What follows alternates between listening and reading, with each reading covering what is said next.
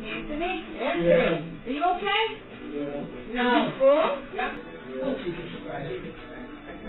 What happened? Where'd you fall? I fell off the ladder, eating down from the street.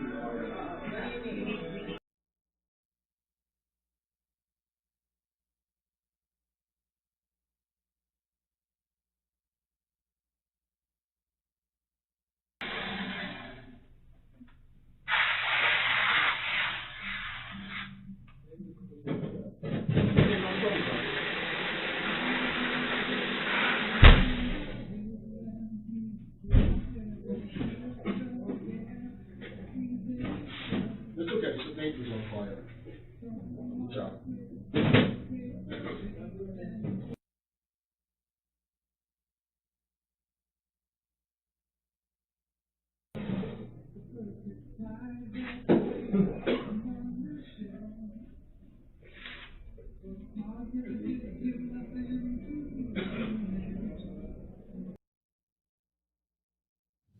It's now time for The Sit Down with Don Tony.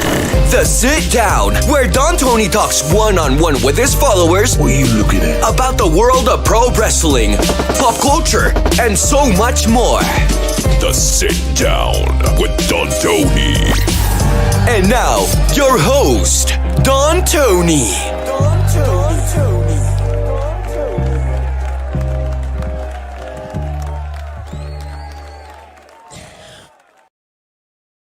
You know, maybe that's why I still cough to this day. And it hurts sometimes when I use the arm. What's up, everybody?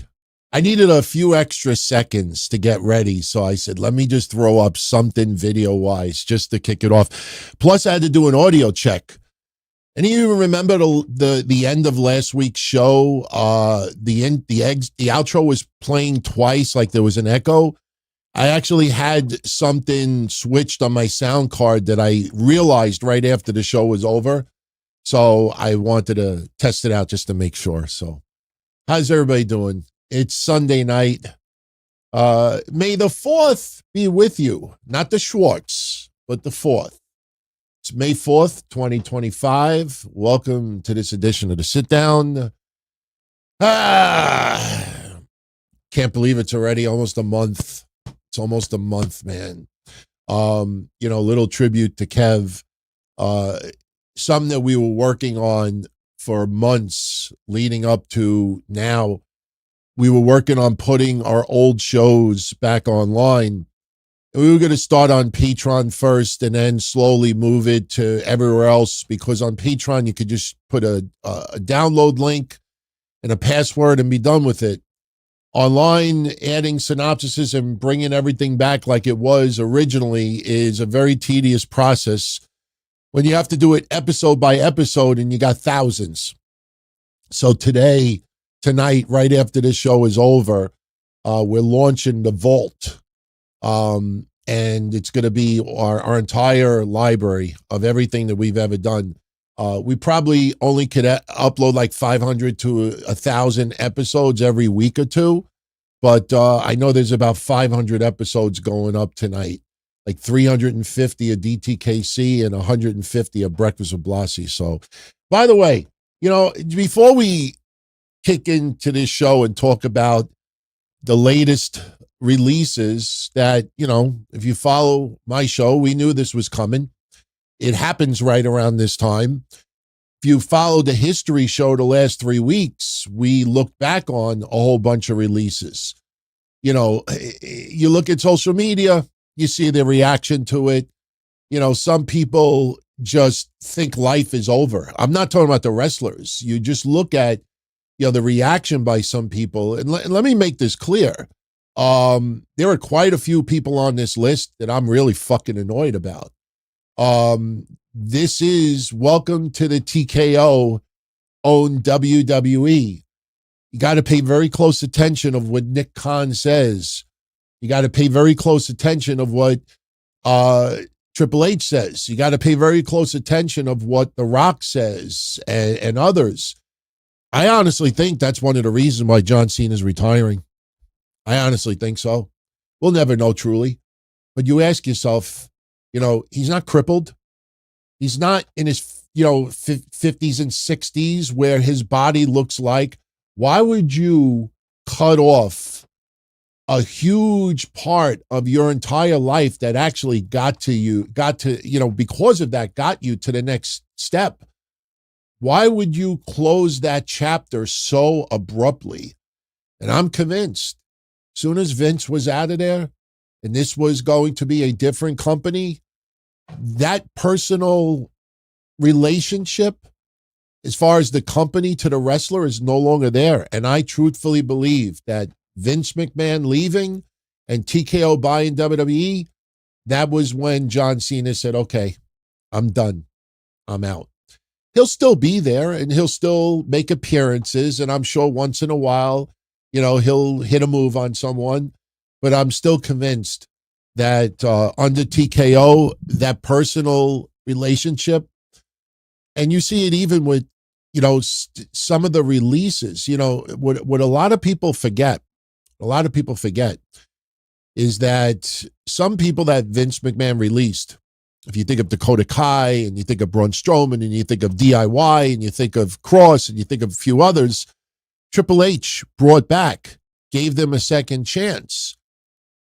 But as you will see, and if you haven't realized it yet, I'm not taking credit for it. Not only have I said it, Kev said it, God rest his soul, a lot of you noticed it as well. When TKO and Ari Emanuel made the deal, and the deal was official, in the very beginning, you had two sets of employees. You had, the TKO side of things. You had the WWE side of things. You had Endeavor.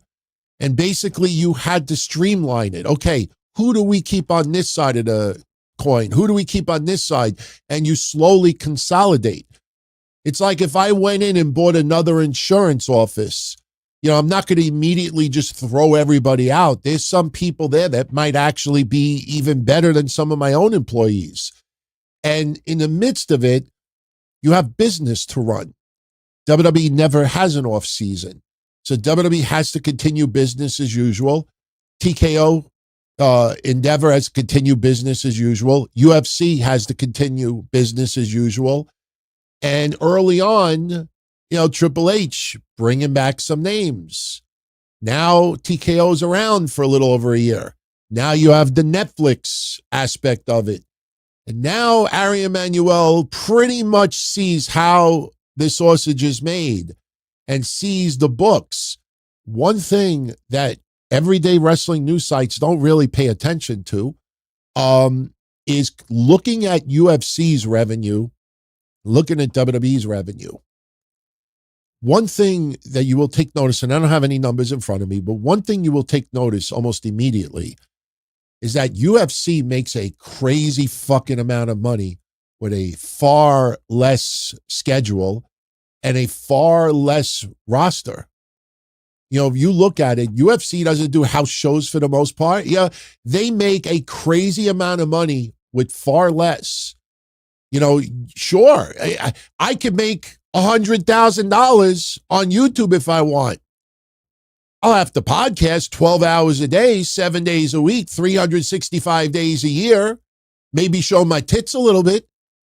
But the idea is to make the most money by trying to do the least. And the thing with WWE is, all right, we have to do so many fucking shows to match what UFC is making. So now with all of these shows, they have turned it into WWE is so, you should be privileged to see WWE. House show, listen, I don't mean any shade on any names that I'm saying right now, but a house show, you get your Jey Usos, you get your Meachins, you get your Chelsea Greens, you get the roster that, because people do have to fill those spots. That's why some people are still employed. But the bigger names, the Drew McIntyres, the CM Punks, the Roman Reigns, the Cody Rhodes, the Randy Ortons, those, no, we'll put them on the bigger shows. The Gunther does a couple of house shows, but you see now that the big events, now the thing to do as a wrestling fan without putting yourself in bankruptcy is go to a house show. Go to a house show or stay at home.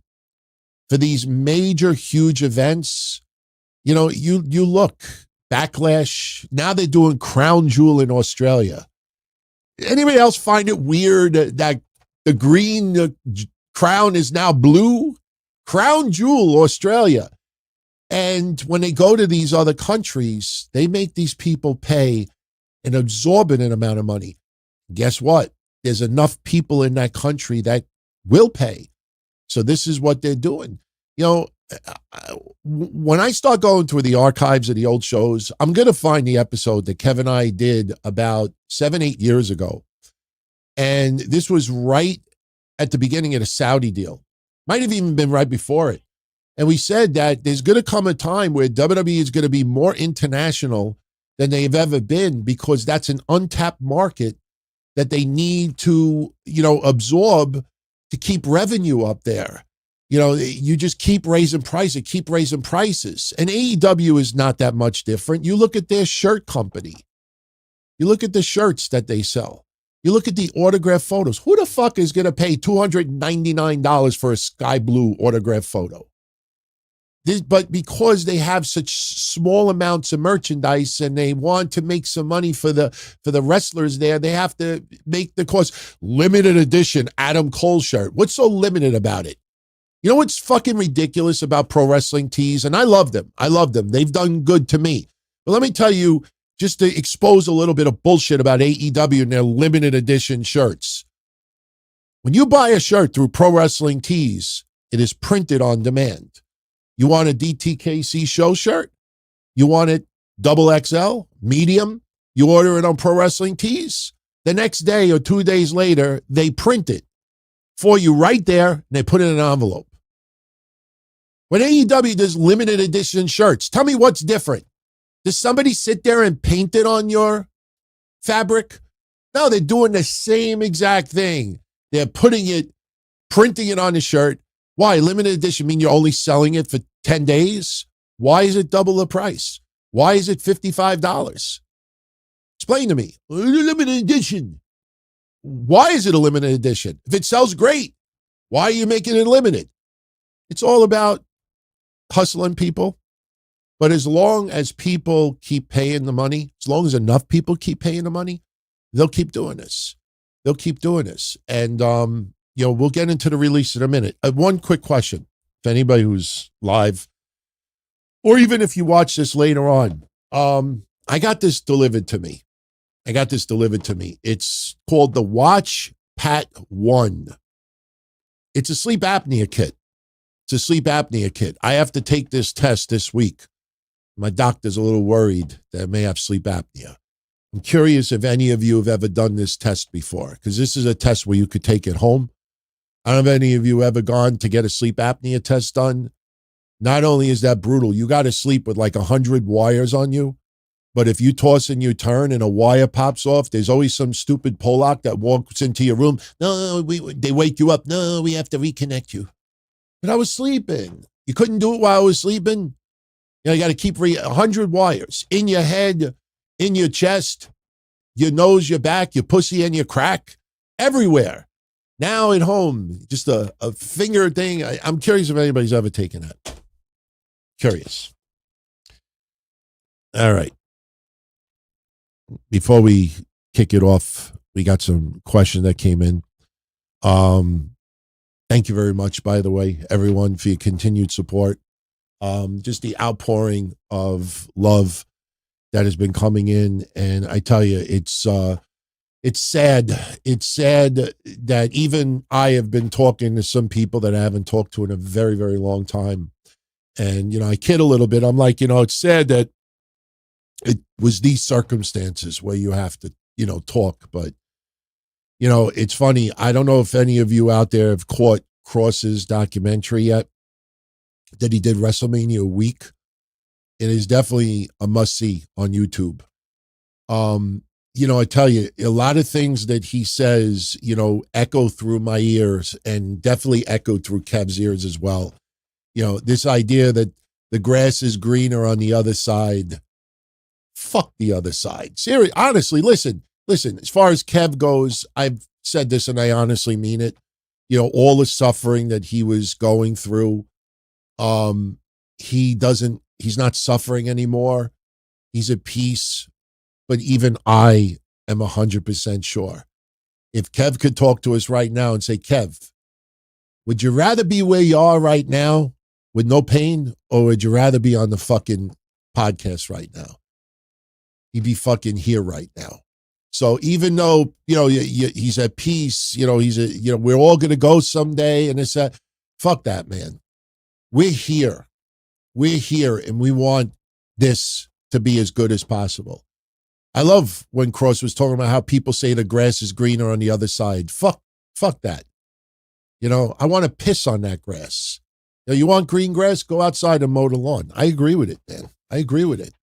You know, and I tell you, last week's show was very, very important. I don't know if anybody really caught on to last week's show. Last week's show, I can honestly say my guard was down more than it's been in about 7 or 8 years, maybe even 10 years since Obama was president. You know, I have admitted in recent shows that I have definitely been a lot more careful of what I say and have my guard up because of cancel culture and because of, you know, offending the wrong person. You know, but as I've talked to people in the last bunch of weeks and reminiscing about why they were so, you know, into what Kevin and I used to do, especially people who we watch on television. And they remind me that, you know, we praised people where deserving. We criticized people where warranted. We would be, you know, we would be humble, but we would also give a huge fuck you to someone who needed to hear it. And I think that is something very, very lost these days. You know, it's something that Kevin and I, when we got back together, I was able to let my guard down a little bit more. And Kev this year was in a, you know, he was in a zone. A lot of people said it. And the one thing I kept thinking about was, you know, we have 20 plus years of track record. If you think after 20 fucking years that I'm a racist or Kev's a racist or if we're homophobes or we're this, we're that, we're this, then you either obviously don't listen to the show or you're just a hater. Because if you don't know after all of these years what I'm about and what Kev's about, and I think in Kev's passing, everybody learned how special that man was. Very, very, very, very complex person. But at the end of the day, you truly saw what he was, and people knew how good he was. And last Sunday, I made a promise to myself. And yes, I'm not trying to be dramatic here, but I made a promise to myself and I made a promise to Kev that I'm going to keep it old school from now on. Going back to the roots. You know, no, I'm not going to suddenly scream and piss in the wind and complain about everything. That's not my style. But, you know, if something is on my mind, I'm going to say it. Even if it gets my mouth into trouble, I'm going to say it. Even if it's something that somebody should hear, you know, and listen, it obviously, the night that he passed with the show that Mish, myself, and John did, there was a few things said on that show that was very, very brutally honest. And some people did not like it. Some people were offended by it. Some people thought it was a great opportunity to try to troll. But I got news for you. You'd be surprised how many people who have DM'd us mostly me because I don't follow their DMs, but DM'd us and said, man, I needed to hear that. I'm starting to fall into that rut. I'm starting to see that happening to so-and-so. You need to sometimes hear something, whether you like it or not. And last week I said, you know what? I don't give a fuck. If I get a lot of lashback for it, so be it.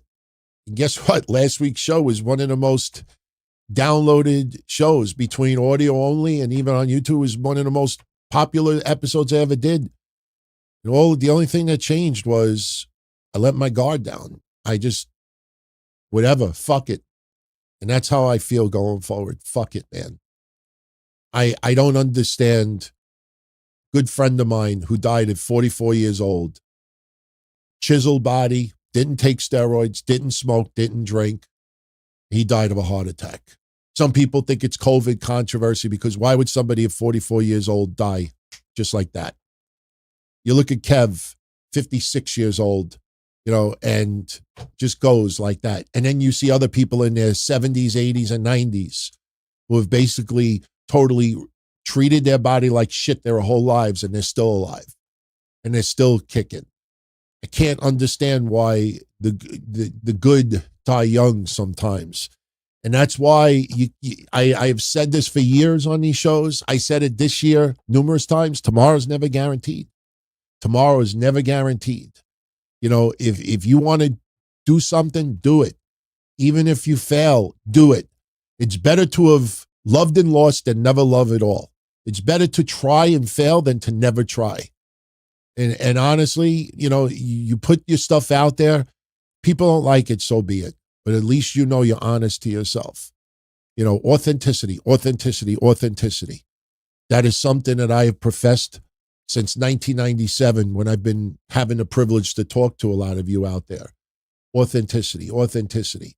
There's a lot of people out there that do shows that are character driven. They're very, very over the top. And that's fine and everything, but is that authentic? At the end of the day, when that's no longer, in, or it's no longer working for you, then you start being real and you start being your true self. And people are like, I didn't fall in love with that. What am I watching here?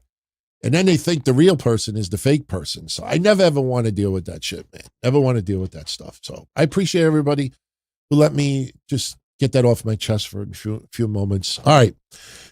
Later on, not now, later on, maybe for like a 5-minute pee break, I found something on my hard drive that I haven't heard in years and years and years. It has to do with John Cena. And with obviously everything focused around John Cena in 2025, I'm going to play it a little bit later on the show and see if anybody remembers this legendary moment in radio world with John Cena. We'll get into it a little bit. But before we get into releases, actually, let's talk about the releases first. It's funny.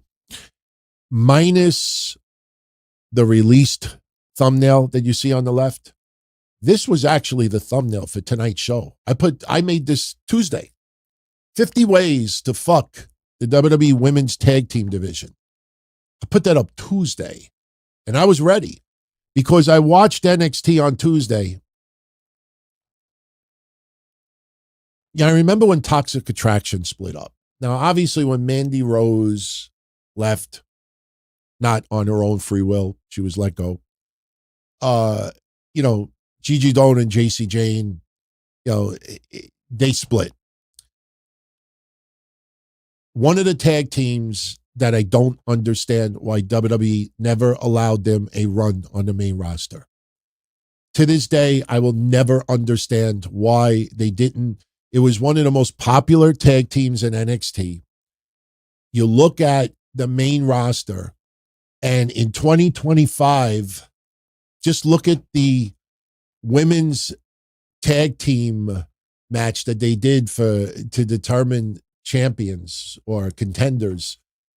And I remember around WrestleMania time, nothing personal against these women, but what was it? Maxine Dupree and Natalya.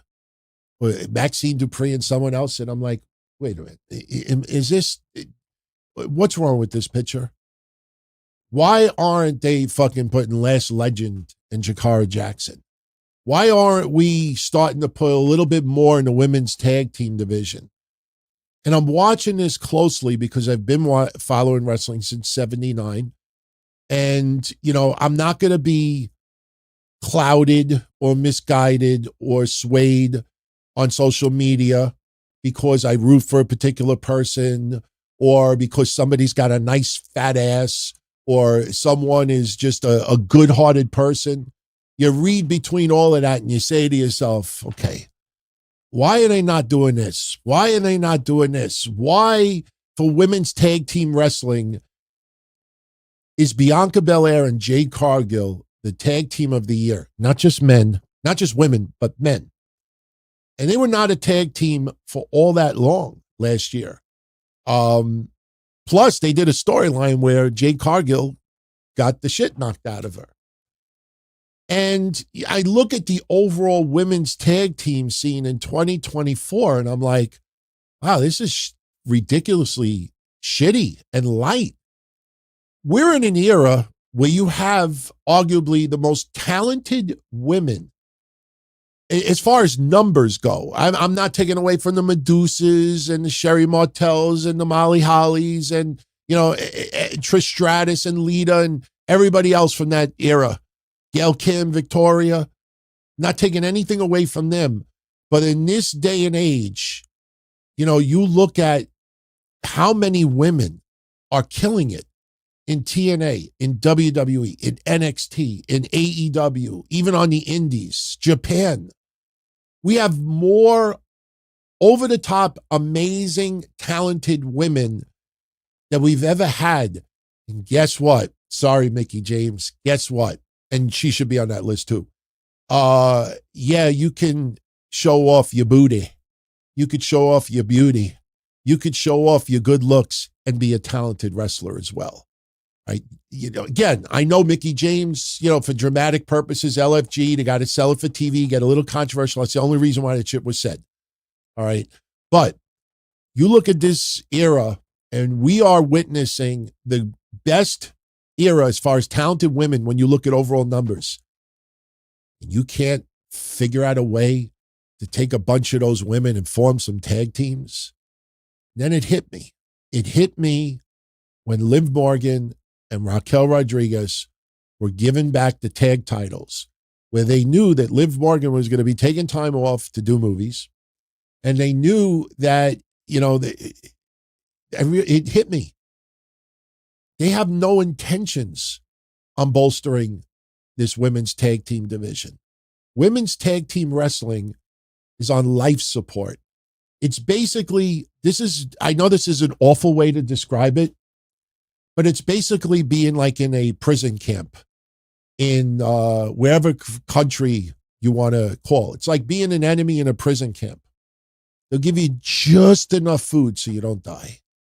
They'll give you just enough water so you don't drop. They're going to give us just enough women's tag team wrestling to suffice us. And you say to yourself, you look at, even like I said with Toxic Attraction, you look at who we've been talking about for months and months and months. You look at some of the women, Tatum Paxley and Gigi Dolan were doing just fine.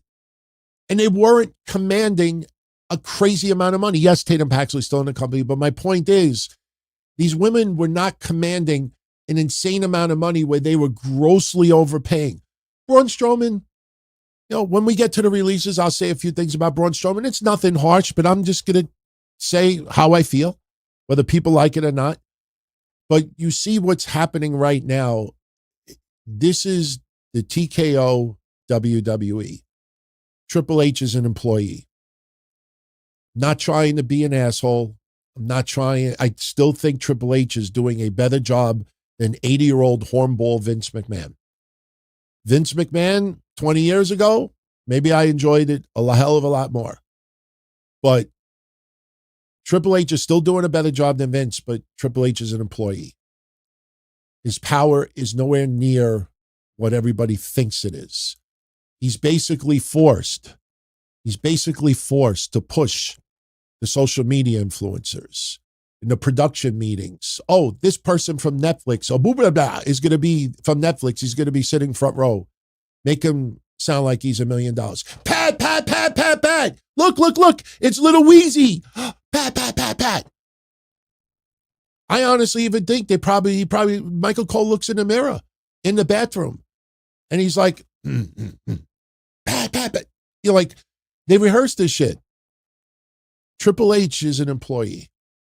And this is run by TKO. This is run by Ari Emanuel. First and foremost, this is run by the board of directors. Triple H is not on the board of directors. Nick Khan doing a tremendous job, but at the end of the day, Nick Khan is not a booker. Nick Khan is not a writer. Nick Khan is not an agent. Nick Khan doesn't have that direct connection with the WWE roster. When Nick Khan says 3 weeks ago, people don't sit in catering anymore, that's a sign that you know that people are gone. Shotzi, people are now saying that she knew that this day was coming. She knew this day was coming. When she wasn't being used, when she was healthy, they threw her in NXT. They weren't really even utilizing her in NXT all that much. She knew this day was coming. But you look at the releases, okay? You look at the releases. And Katana Chance and Kaden Carter, even though their gimmick, with raving and dancing and being in clubs, I hated it. Like, I just wanted to see a segment where they were raving in the club and the security comes in and shuts it down for maybe illegal immigrants working in the kitchen area. Or maybe there's too many people in the building and the inspectors come down and shut it down. I hated the gimmick. But Katana Chance and Kaden Carter are a fucking extremely talented tag team.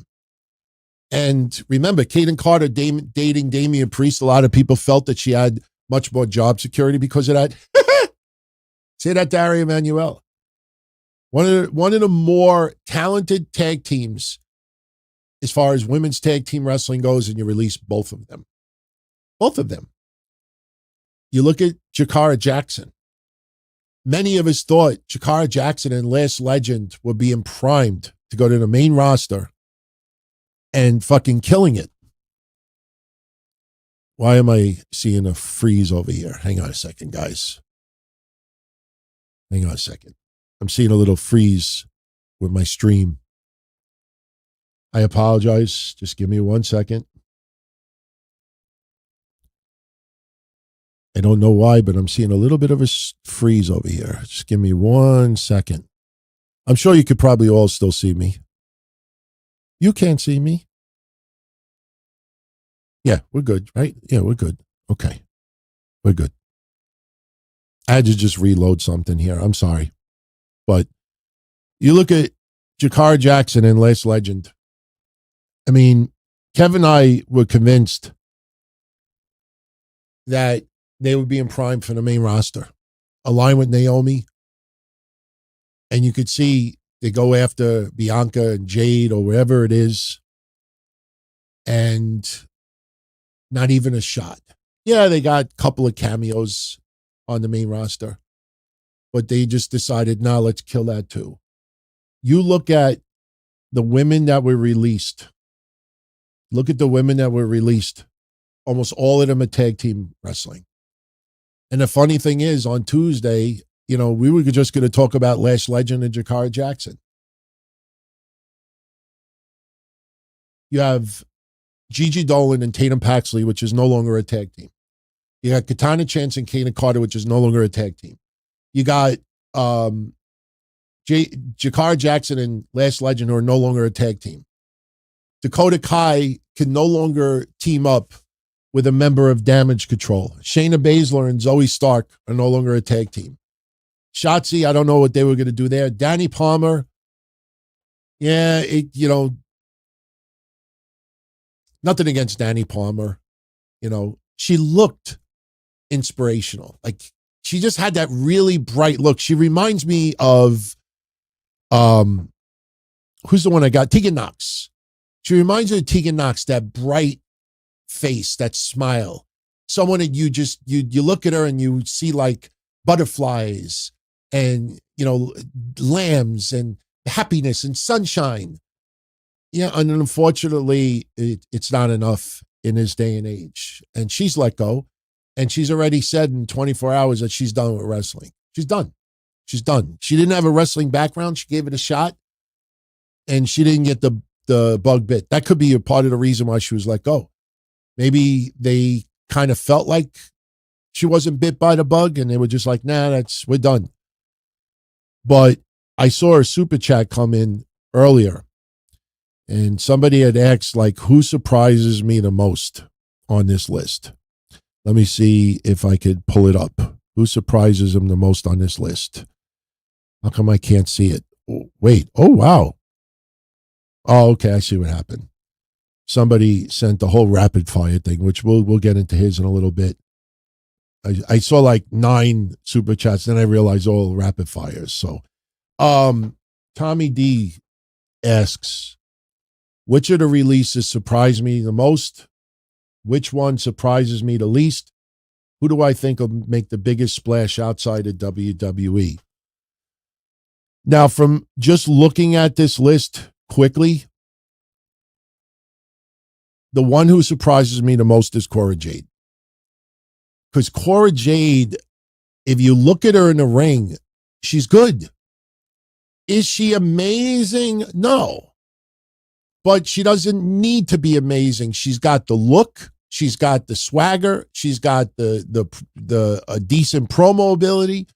She knows how to wrestle. She's got a presence in the ring. And she doesn't command a crazy amount of money. I know she had some injuries, but I don't understand for the life of me why she was let go. Doesn't make sense. Doesn't make sense. I asked someone yesterday, and I haven't gotten the answer back yet. I said, you try to find out if anybody was a problem behind the scenes, anybody that was pissing off management, and they're like, let's get rid of this mosquito. I'm wondering if anybody was let go just simply because they were not easy to deal with. And it was just like, you know what? This person needs a little wake-up call. Losing their job. Let's see how they feel now. That's what I kind of feel like this is going. But Cora Jade surprises me more than anybody. Who surprises me the least on this list? I know this is going to surprise a lot of people out there, but for me, who surprises me the least is Gallus. It's Gallus. It felt to me, and listen, this is nothing against them. You have to look at it in the eyes of the WWE universe. Their charisma, honestly, this dead moth in my room that I've never found since the night that we talked about Bray Wyatt's passing. That dead moth still has more charisma than those guys. To me, they always came across of, all right, NXT UK is no more, and they're really, really talented, and they can put on great matches, and, we'll bring them in. But you look at them, and they give me vibes of FTR. And if you remember when FTR was the revival in the WWE, Kevin and I used to say that they're probably going to need to do comedy to try to get them over with the WWE universe a little bit more. Literally 2-3 weeks later, suddenly they're doing goofy segments with itching powder, if people remember. Gallus, to me, their charisma balloon was popped. They're very, very good, but not in WWE. They don't have that character that connects with the WWE universe. Yeah, they'll connect with 200 people in Florida. Yeah, they'll connect on an indie event. Yeah, they'll connect with a core, very small niche of fans that recognize how talented they are. But when you look at Wolfgang, with all due respect, Wolfgang looks like a chubby guy that you would see in a Waffle House at 3 o'clock in the morning who is eating before he goes back on the road riding his truck. That's what Wolfgang always looked to me. He looks like he smells. There's nothing about him. He's not big enough where he stands out like an Otis. Nothing against him personally. Personally, I think they'll probably kill it in AEW, or they'll kill it maybe in TNA. But honestly, those guys for quite some time, I'm like, nah, they're just not fitting in. You know, like they're good. But there's a shitload of other people in the indie wrestling world who are very good also that just do not click. You got to look at it again. This is WWE's, thing. And, the funny thing is, believe it or not, I just noticed something in my computer. Let me see if I could just close this down for a second. I still have, don't ask me why, but I still have these in my computer. Remember these releases? And you look at a lot of those names. Look, some of those names have done a fine job, but there's some people that you just know are just going to drift away. Aaliyah is more concerned about the beach. Emma and Madcap Moss started a family, so they're doing that there. That's fine. Rick Boogs is basically giving it up. But you look at, Shelton Benjamin's doing a decent job in AEW, but Shelton Benjamin's, best years are behind him. Yeah, he can do a 4.5-star match still, but that's few and far between because he cannot keep up that schedule as much as he used to. Dolph Ziggler's done a fine job. Mustafa Ali has done an amazing job. AJ Francis, I might be happier for than anybody because I never in a million years thought AJ Francis was going to stick around in wrestling. I thought he was going to go back to non-wrestling sports and rap, and this guy is really, he had a chip on his shoulder. Elias, I think Elias is just waiting until that beard legitimately turns gray, and I think he's just content doing the little bit that he does. I think Elias is definitely underwhelmed. But then we have this one too that I noticed that I had in my computer still. I mean, yes, there's 90-day no competes, so it's a little too early to tell here. But you look on this list and you think again, look, more tag team wrestling. I mean, you look at Alba Fire and Isla Dawn. A year and a half ago, they were considered one of the top women's tag teams. And honestly, in a matter of a year and a half, WWE is basically, and listen, a lot of people out there, especially those that are very, very politically correct and are snowflakey, won't have the balls to say this. But WWE is basically taken women's tag team wrestling and has basically put it on the shelf. Liv Morgan and Raquel Rodriguez will be in the top 5 of the top tag teams of 2025. And Liv Morgan, make no mistake about it, has done a tremendous job. I'm not criticizing them. But WWE is basically saying, okay, Liv Morgan and Raquel Rodriguez, that's our women's tag team of 2025. And we're going to make sure that there's just going to be just enough of food and water to make it seem like there's still women's tag team wrestling. That's the reason why they never brought back the NXT Women's Tag Team Champions. As great as Shawn Michaels is doing in NXT, there is a higher authority that said to him, Shawn, no women's tag team championships. Sorry. Because you would think, why wouldn't there be? Oh, no, we'll create a secondary women's championship. Oh, no. On the main roster, we'll create a women's Intercontinental Championship and a women's United States Championship. It's singles title. WWE, for some reason, does not invest in tag team wrestling anymore. I don't understand why.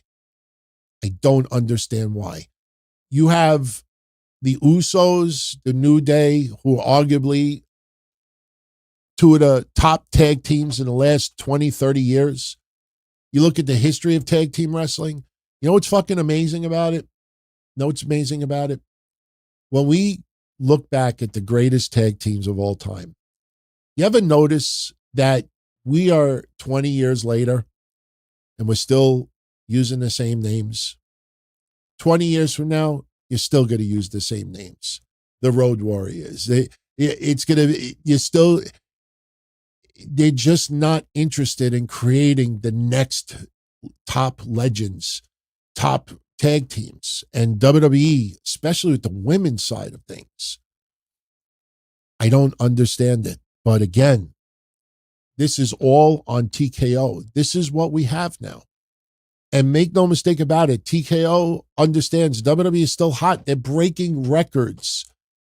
But you know what they're breaking records for also? The most disappointed fans of all time. There are people out there who dumped $4, $5, $10, $20, $30,000 on WrestleMania. And most of these people will still tell you that at an epic, amazing, unbelievable time. You know why? Because if they tell you the truth, they don't want to have people laugh in their face. You fucking spent how much? With all due respect to that woman that complained to Randy Orton, she went to 4 fucking shows. She went to this, went to this, went to this. No wonder why you spent $30,000. But if she were talking to you and I didn't get my money's worth, or this and that. Or no, I'll take that back. She would have said to us, I had an amazing time. I have a memory that'll last a lifetime. Because they don't want to admit to us that they got ripped off.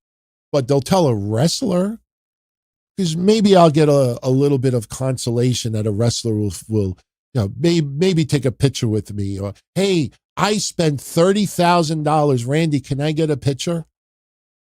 What if you spent 10? Like name dropping how much you spent. I'm like, good. If you had it, good for you. But you look at SummerSlam now.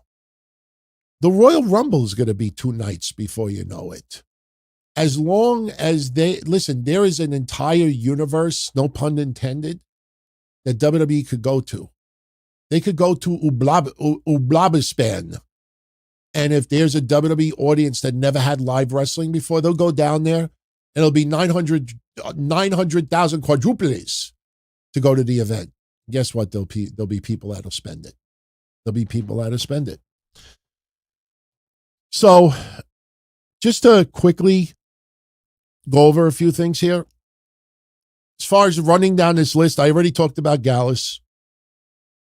As far as Javier Bernal goes, actually, no, I want to get to Oro Mensah first.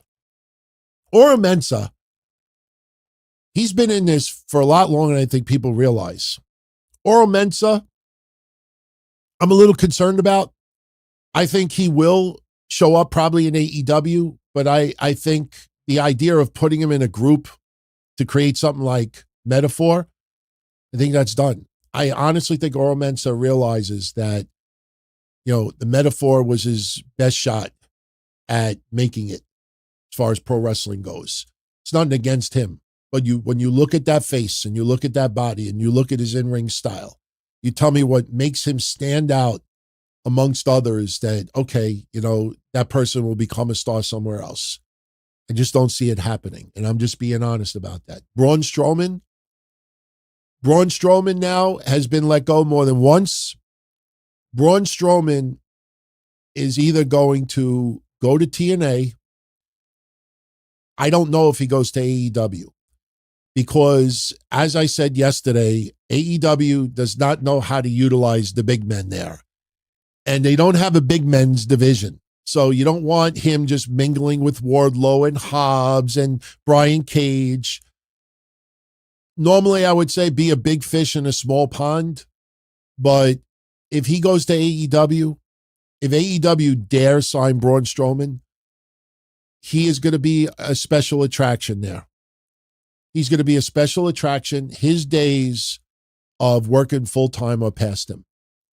That man needs to either find another career to get into, or he's just going to be signed somewhere and be a special attraction. Yeah, he'll have a fire under his ass and a chip on his shoulder that he wants to show everyone that he could still go. But you'll realize very, very quickly that there's only so many hours in a day that he could ice himself down. Braun Strowman is great. I was very happy that they brought him back. When It's funny when you think back to when Vince let him go, Vince thought that his best days were behind him and he was overpaid. He came back in the best shape of his life, but even Braun Strowman, he's a special attraction. He's someone that you want to see come in and just beat someone up for a second.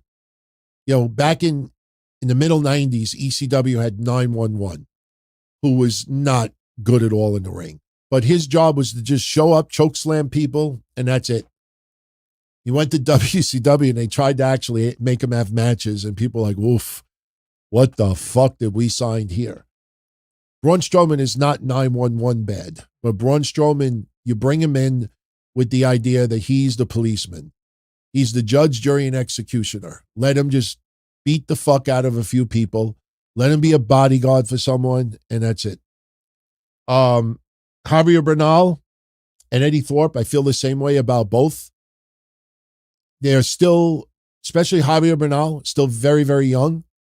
And I think he will excel in TNA. I just hope he doesn't go to AEW and decides to get gender surgery and transforms himself into a spot monkey. I'm a little concerned that Javier Bernal, I could work with Ricochet. Javier Bernal, resist. You know, build on your personality. I think he could work great in TNA.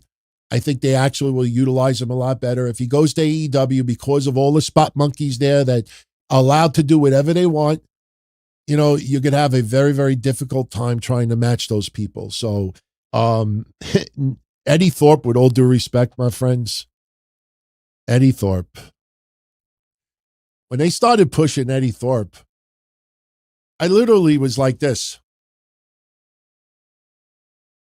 Am I missing something here? Am I missing something? I'm like, you know, somebody, he's kind of like Tatanka. Or if it was Wade Barrett, Tatanka. You know how Wade Barrett says Bianca? I would call him Tatanka. I just never saw anything in Eddie Thorpe, with all due respect. You could have somebody chained to a tree, do rituals around a tree, fucking carve a tree up, pee on the tree, grow in the tree, have sex in the tree, grow apples from the tree, climb the tree. He did nothing for me. It was a guy that I feel like they brought it, and listen, nothing against him personally. I'm just saying as a fan. Every time I saw him on TV, I said, they see something that I don't. And I almost think, like, I could picture Ari Emanuel talking to Nick Khan, and he's like, what do you see in this guy? Boss, blah, blah, blah. Yeah, like, I don't know what they saw in him. You would think that, and I'm convinced with this, you would think that when the board of directors, TKO, want to do cuts, they look at some names or they look at some people, you would think that they go to Shawn Michaels and say, tell me about this person. Tell me, you know, how they receive. Tell me what stands out about them, or what's your gut feeling? I just don't believe for 1 second, and I know this not to be true. There's no way that Shawn Michaels is fucking blindsided by all of these NXT releases. I am pretty certain that they talked to him first, and there's other names. You know, I said this yesterday, and I wasn't trying to be like one of these news outlets out there. Oh, I'm teasing something, and it's not. You know, there's a few names that are going to be let go. Last year, Kevin and I made the mistake, and we brought up in this year. And after we did it, we were going to delete it from that Monday episode. Because after the show was over, Kevin said to me, he's like, should we take out the end this year stuff? And I'm like, yeah, maybe. Because one thing that Kevin and I never, ever wanted to do. And Ringside News, fuck you. When they gave the list of, did you all see that with Ringside News and the list of releases that they reported yesterday? They wrote on the bottom, Luca Crucifino, projected, or I forget what word they used, rumored. Why would you even write that name on there? Until it's official, why would you even write that name on there? You know, and that's something that Kevin and I absolutely, listen, 15, 20 years ago, yeah, it'd be different. 10 years ago, we'd be like, Dana, they're coming for you. Dana, they're coming for you. The cut machine. But I don't like doing that. I don't like being that person who throws a name out there and then the rumors go out there. And if it ends up not being true, I can only imagine how bad that person feels. Because all you need is one jerk off to start a stupid rumor and it ends up not being true. And then you feel bad. And it does start off that way. So there's a couple of names. And one of them we talked about actually about 3 weeks ago, but we weren't predicting a release, but we were talking about who we were concerned about. And pay attention later this year. There's a few names whose contracts are coming up later this year. And word around the campfire is that there's a few of them that will not be renewed. And all I'm going to say is what I said about a month ago. Go on Google. Go search the Newswire 2 years ago, 3 years ago. And you will see all the names that signed around October, I think it was, November, August, September. Like it was the fall of 2022. And just look at the names. And then you could figure out whose contracts are coming up. Because they're still employed in 2024 and they didn't sign contract extensions. So then you're like, oh, I get it. 3-year contract. It's just like the no-compete clauses. You think suddenly all these journalists knew that NXT stars only had 30-day no-competes and everyone else had 90-day no-competes? You know how they got that from? I think it was Gigi Dolan that said, see you in 30 days. See you in 30. As soon as she wrote that, my sources tell me that the NXT stars have 30-day no-compete clauses. Fuck you. We're smarter than you. We know exactly what you did. But that's the truth. 30 days from now, they will be able to work wherever they want. So, Braun Strowman, we talked about Javier Bernal, Eddie Thorpe. I don't know what you do about Eddie Thorpe. I think TNA might be his best spot to go. Riley Osborne is extremely young. Riley Osborne has plenty of time to build on his character. I like Riley Osborne. I think Riley Osborne is a future star, not main eventer, but Riley Osborne has something. He got his feet wet. I think he will build on that. And if he wants it enough, I think Riley Osborne will actually make it. Now we go to the second row. Danny Palmer again. You look at her. There's only so many women could wear sweatbands and have the Tegan Knox smile. And you want to root for them. And then you realize there's about 50 other women that are doing it better than her. And you don't hire people to be enhancement talent anymore. And she's an extra as far as house shows go. So she was let go. I hope she does well outside of wrestling. Shotzi is not an old woman. She still can go. Shotzi has an amazing look about her. She's got an amazing charisma about her. She could work in the ring. She is improved by leaps and bounds. Something I said on a news report yesterday. 2 things. You remember when Shotzi first was doing NXT? Very, very reckless. I remember she did that dive and she almost broke her neck. I even think Booker T did on his podcast and ripped her to pieces. And a lot of people would criticize she's too reckless. And she worked at it. But not only that, not only did she improve her in-ring abilities, but so much of a pleasure outside the ring. Was not a troublemaker, did not get involved with the wrong people, got along with everyone, did everything she was told, and she even had a great gimmick with the tank and everything else. It's just WWE got bored with Shotzi. And, what is it? Is it because there's so many women on that roster that Shotzi doesn't step? What's weird about it is I think it comes to a point where creative.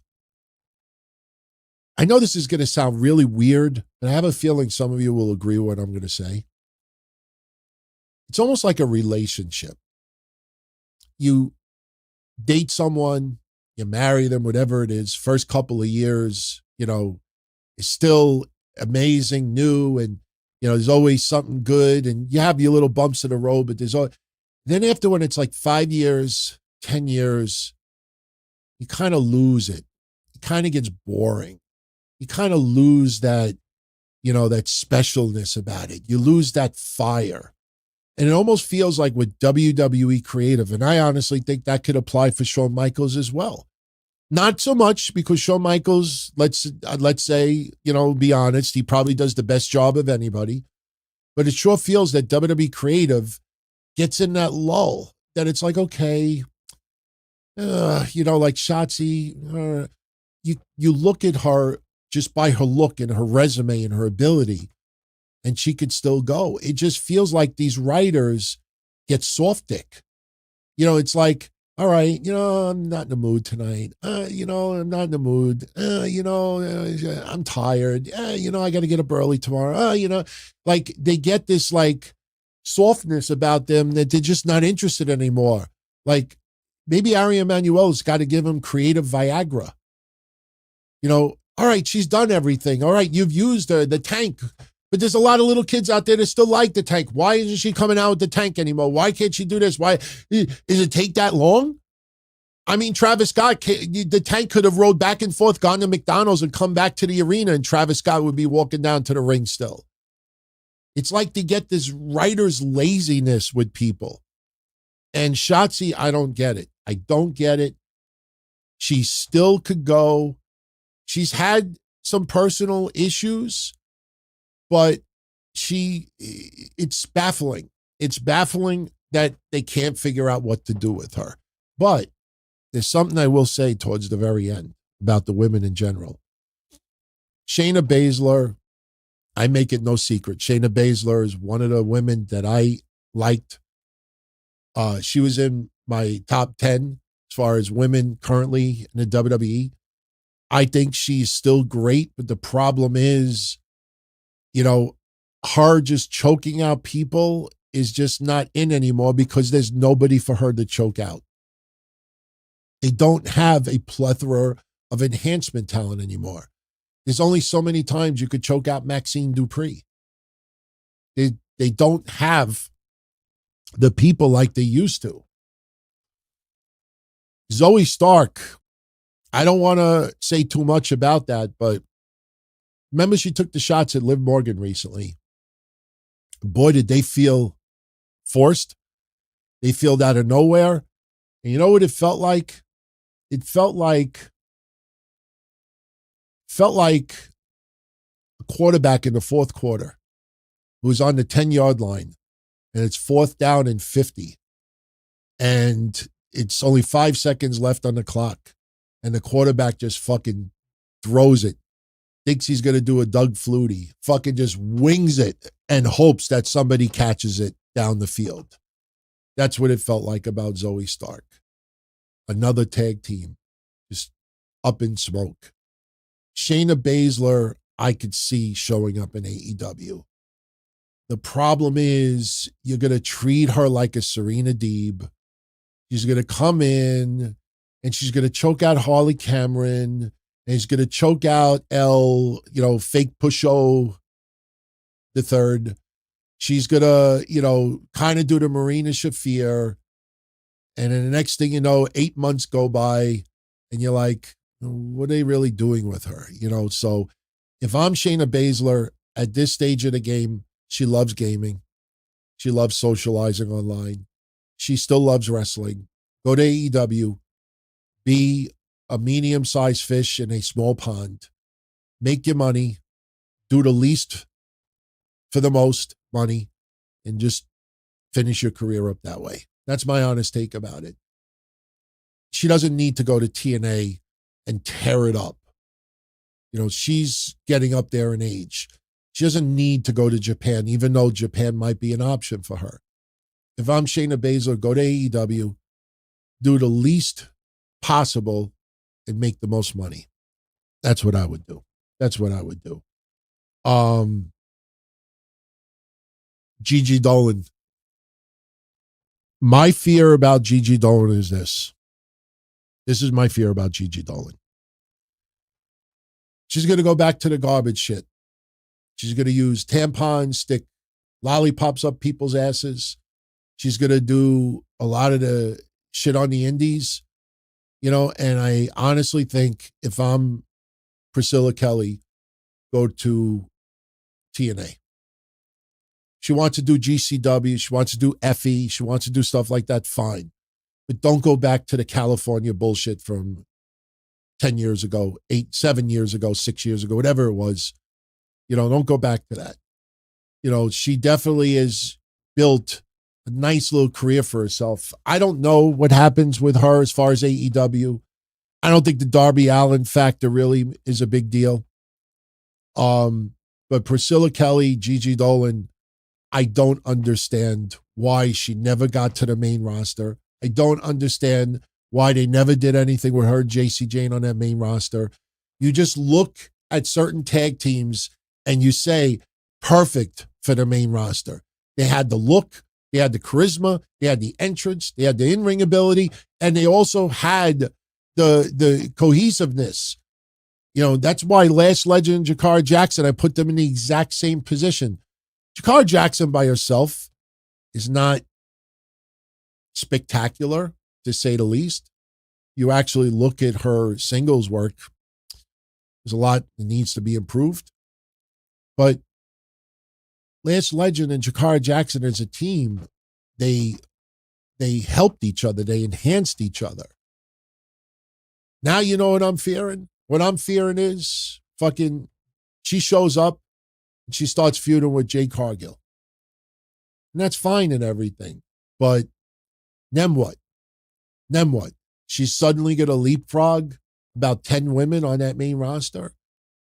I don't know. I honestly feel this is not a Diesel Shawn Michaels moment where Diesel's going to break out and be a big star. And Shawn Michaels was already a huge star, but there's some people that you just know could break out. But again, Last Legend could have still had singles matches. I don't understand why WWE never gave them that run. But I do understand because they want Liv Morgan and Raquel Rodriguez to stand out above everyone else. You look at the women's tag team division on the main roster. Give me one tag team that you really feel would be a threat for Raquel Rodriguez and Liv Morgan. Really. You think of Bianca, she's out with the broken finger, but they had so many opportunities to bolster up that division. And if you were ever not sure before, then you're sure now. WWE don't give a fuck about women's tag team wrestling. So just to wrap up the releases, Dakota Kai. This is interesting. You don't hire someone just to be a mouthpiece for the Japanese women. And Io Sky, has a little bit of broken English. Asuka has a little bit of broken English. I don't know if Kairi Sane has even bothered to learn how to speak English. But you don't hire Dakota Kai just to be with Damage Control. Dakota Kai is very, very talented. And she's very well liked. She's been very injury prone. I think WWE feels that they want to give her momentum, but every time they start, something happens. And I think it's gone to the point now where since they have gone in a different direction, they're in a different direction now. You're going to see more Trish Stratus. You're going to see Nikki Bella. You're going to see nostalgia. You're going to see individual high profile stuff. You're going to see more of that. And that's going to eat up a year. So some of these women could be back a year from now, 2 years from now.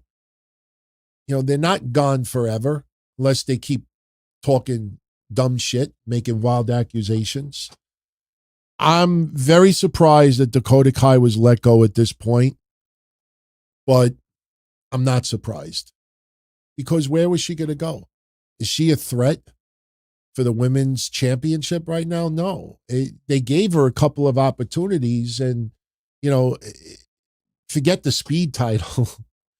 Speed title is only because Twitter gave them money. It's the only reason why there's a speed title. They didn't even fucking bring up the speed championship. It's only that title, hopefully Twitter doesn't renew their agreement with WWE. Get rid of that fucking speed title. What an awful title. You start putting people in that division and their matches are only 3 minutes long. It's like, what are you trying to prove here? You're not, this isn't like masturbation. Masturbation is not supposed to take 20 minutes.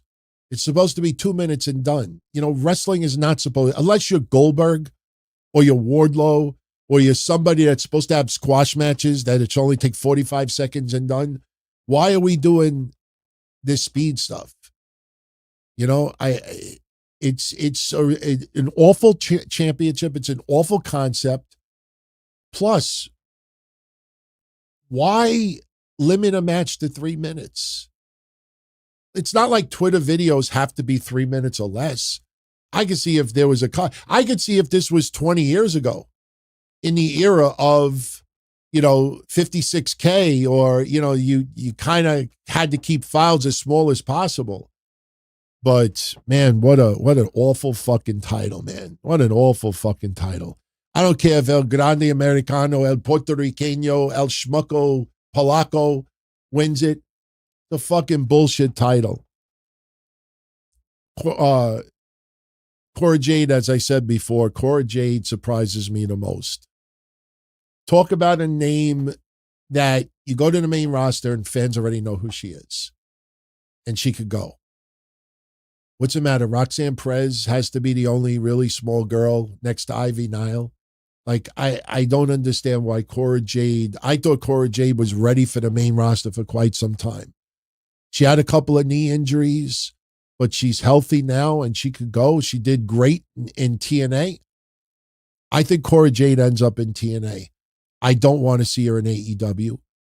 I don't see, you know what? She will get a little momentum early on like Deonna Purrazzo, and she'll wear like exotic outfits and she'll do interviews and make challenges and then have a squash match and then make another challenge and then have a confrontation with someone. The next thing you know, 9 months go by and you're like, well, they really haven't done much with her at all. Just put her in TNA.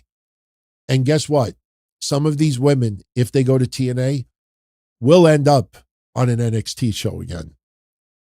Just like the Hardys. You will see some of these women pop up on an NXT show. And it'd be pretty fucking interesting to see someone who is now employed by TNA and they do a little crossover and show up in NXT. And that would be some nice heat to have. Katana Chance and Kaden Carter, I hope to God they go to TNA. If AEW debuts women's tag team championships, which I honestly think they will, then I would say go to AEW. I will say this in closing. I'm surprised that AEW has not launched women's tag team championships again. I'm not saying to take a phrase from Donald Trump, but it is so easy for AEW simply, we're going to make women's tag team wrestling great again.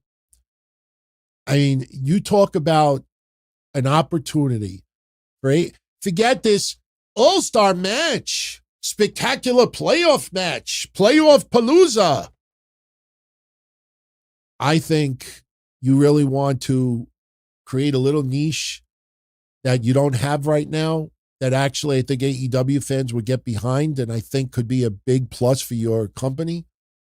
Launch a women's tag team division. And not just for Ring of Honor, women's tag team championships. You got Taya Valkyrie and Deonna Purrazzo. Easy peasy. You have Katana Chance and Kaden Carter. You could have Megan Bain and someone else. You could have Harley Cameron and someone else. There are so many teams that you could make just like that and make women's tag team wrestling relevant again. And my God, you think about the women's evolution. Now, if you look at WWE, you think the women's evolution was Michelle McCool leading the way.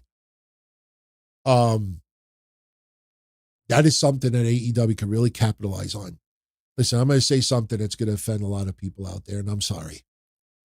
I don't give a rat's ass about an Owen Hart tournament. We all loved Owen Hart. We feel awful what happened to him. He was one of our favorites. Not world champion. No one ever thought he was going to win the world champion back at the time. Because Steve Austin had the stranglehold, and you think of the Attitude Era. I mean, he was, he fit a nice role, IC championship. But the idea of having this annual Owen Hart tournament that eats up shows week after week after week after week, and there's going to be a tournament final at Double or Nothing. Ooh. Stop with these tributes to Owen Hart and this person, and you look at even Japan, and just fucking worry about the present. Celebrate the people of now. Do a tournament for women's tag team championships. I think that would get a lot more buzz and attention. And Owen Hart's a feel-good moment. Oh, we're celebrating the life of Owen Hart. That's nice. You could do an annual show paying tribute to him. Doing these tournaments and, Dynamite, we're going to have 4 tournament matches tonight. Sorry, I think a lot of people feel the same way of me. Why are you doing these annual tournaments? For what? There are so many people who try to do it. I don't want to compare names, but why? Why? Because Martha Hart despises WWE still? Like, there's a lot of beloved people that you could be doing tournaments for. Do a tournament for women of today. Just being honest, not being cold. Just saying. So anyway, those are your releases. Let's get into some of your questions. Let's see. Steve Joseph, I'll get into all your rapid fires in a few moments. Thank you for that. Sean PB. Yo, DT, the WrestleMania convinced me to buy the game Fatal Fury, City of the Wolves. The game is as bad as the time I shipped my underwear and left it at my friend's house and blamed the dog. Huge fan. No, it did not.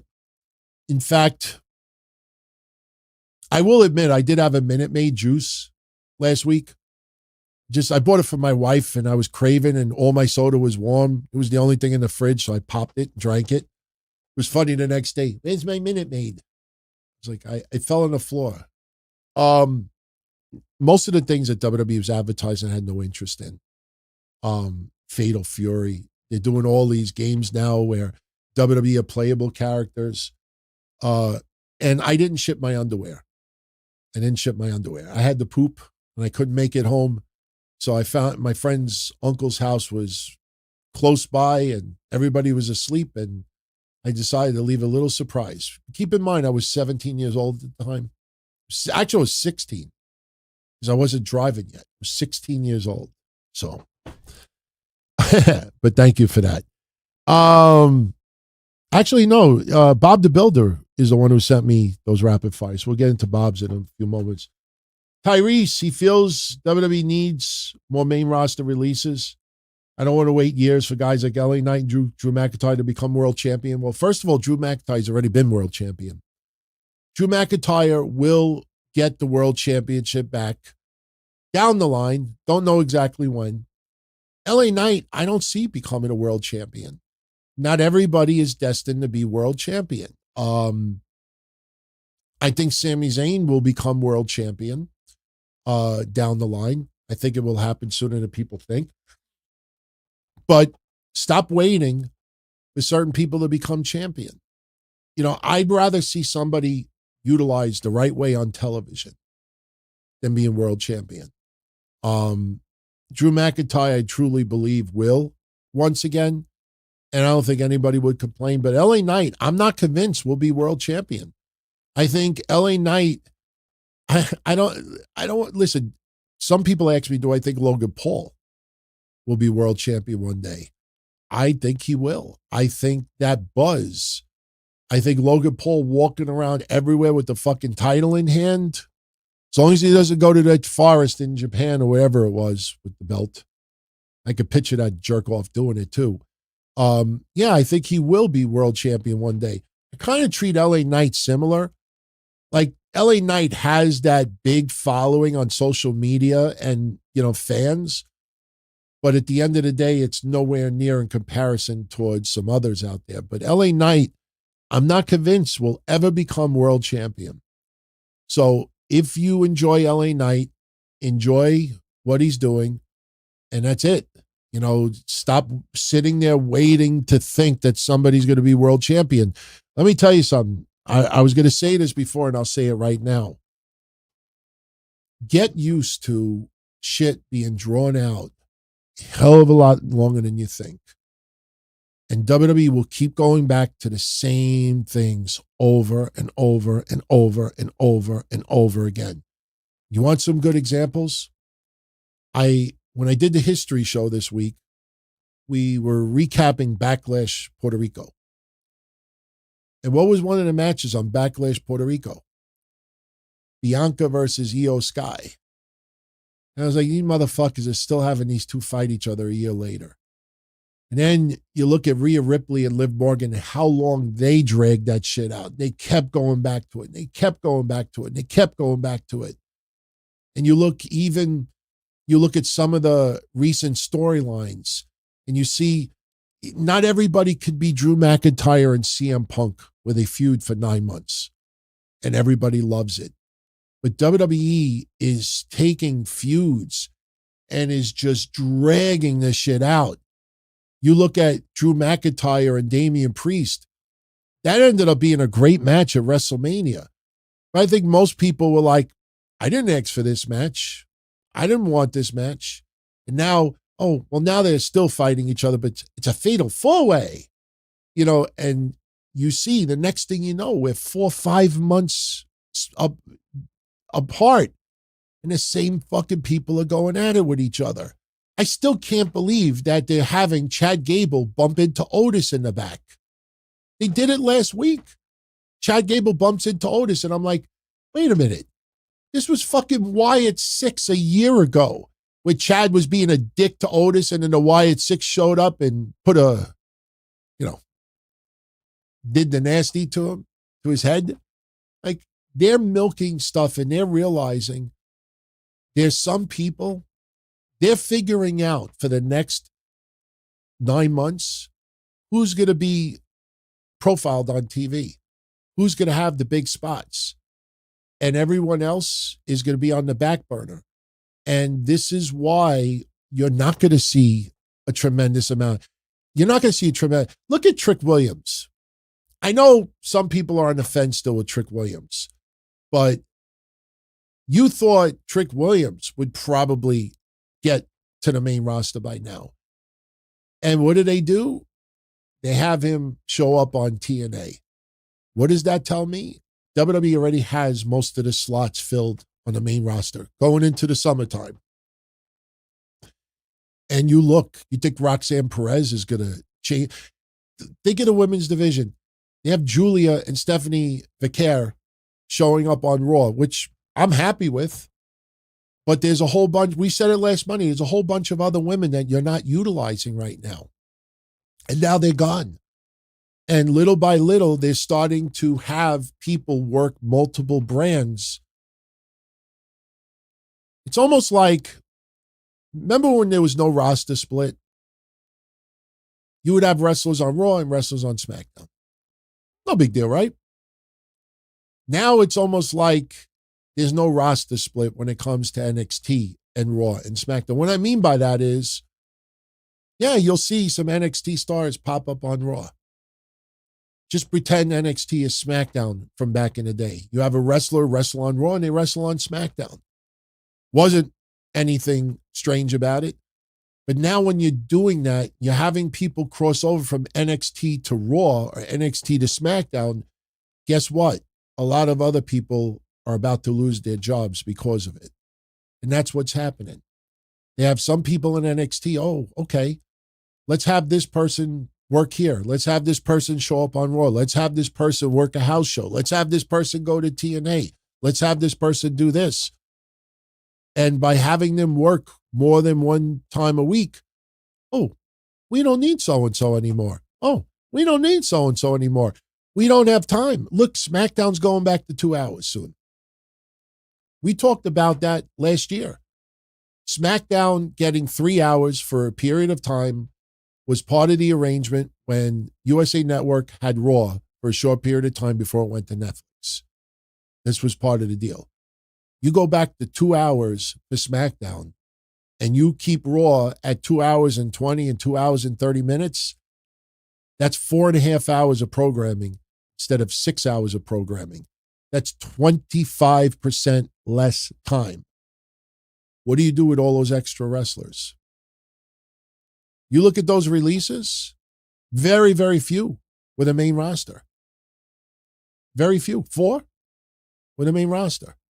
There's other names that are going to be coming up. Just haven't been official yet. So, somebody sent something about Shotzi. Jerry Ramey. Thank you, Jerry, for the 10 spot. He says, man, they got Shotzi. I thought she'd make a good IC champ. It's a bit too late for LA Knight. If he went to the main roster 5 to 10 years ago, sure, but not now. LA Knight is the quintessential house show guy for WWE. If you look at the roster now, and this is why I've been saying this, you know, it's funny. I don't want to disrespect any of my fellow podcasters out there. But how many times over the last 2 years did you hear Nick Khan or Triple H say something in an interview, and you would have a bunch of podcasters say, don't believe them. They're just saying that because they have to say that. Oh, really? Oh, really?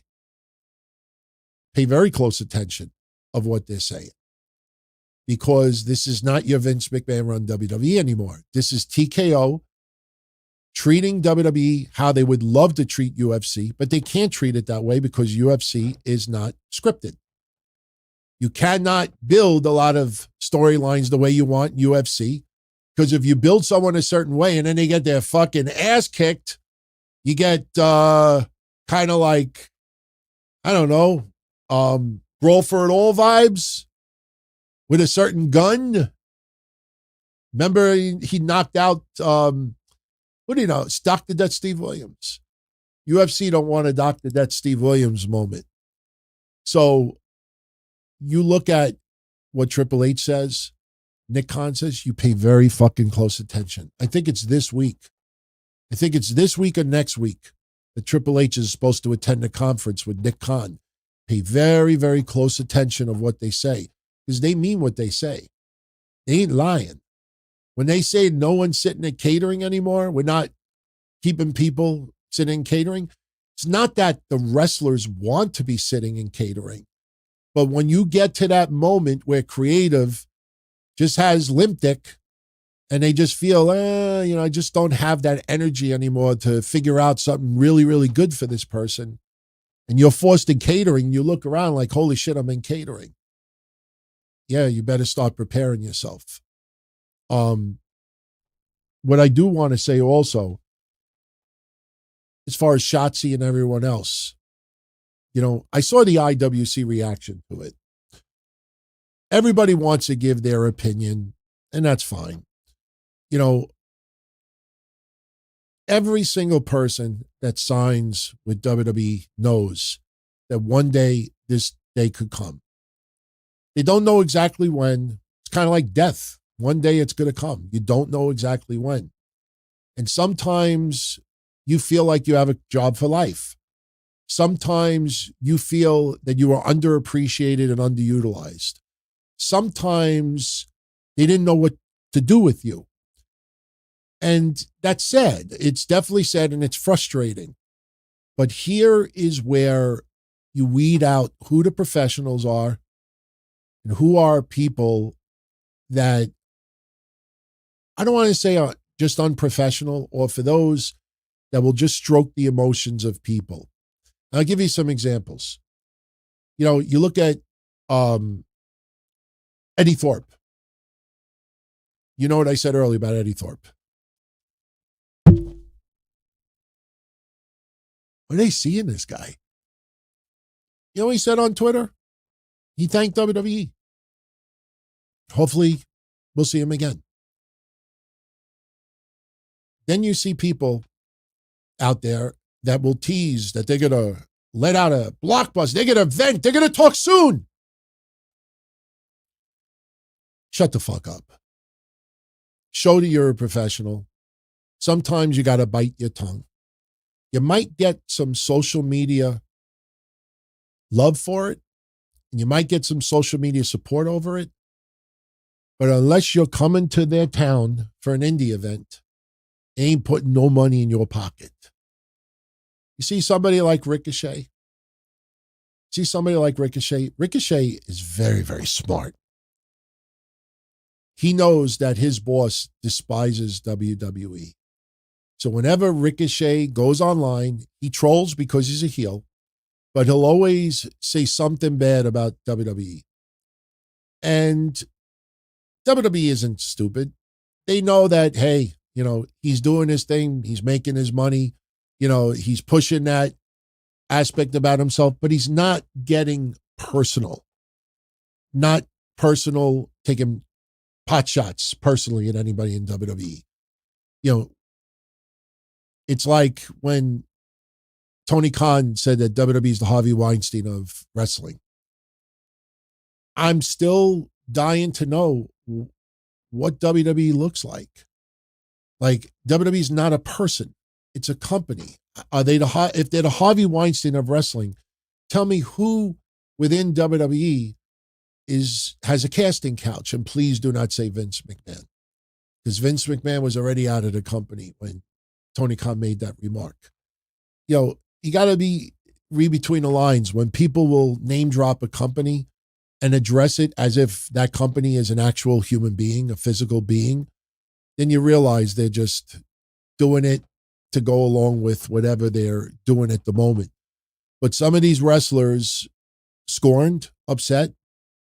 They have every right to be. But do it in a professional way. Do it in a way that will enhance your career and not just spark social media appreciation. Because at the end of the day, that will get you nowhere, my honest opinion. I wish them all well. And I hope to see them again on TV, wherever they work. I want to see some of them back. But, hopefully some of them do have that fire still. Some, unfortunately, just drift away. I hate to use an example right now, but I will. Cameron Grimes. I'll never forget it. He cried on video, devastated of what happened. And then he's going to show everyone, and he's going to, reinvent. And then the first indie show I saw, I was like, all you did was shave. He did nothing to reinvent. And now he's doing seminars. And I'm like, what's your seminar? How to do everything the opposite that I did? Like, you look at him now a year or two later, has that guy's stock gone up? Nothing. You see some other people and you're like, you look at AJ Francis, and you're like, that guy still not very good, but that guy definitely wants it. You look at Riddle, give Riddle fucking a crazy amount of credit. That guy put his tail between his legs and is working. MLW is working Japan. He's working a whole bunch of promotions. He's fucking killing it. And, he ain't getting his mouth into trouble. You hear nothing outside bad, no controversy.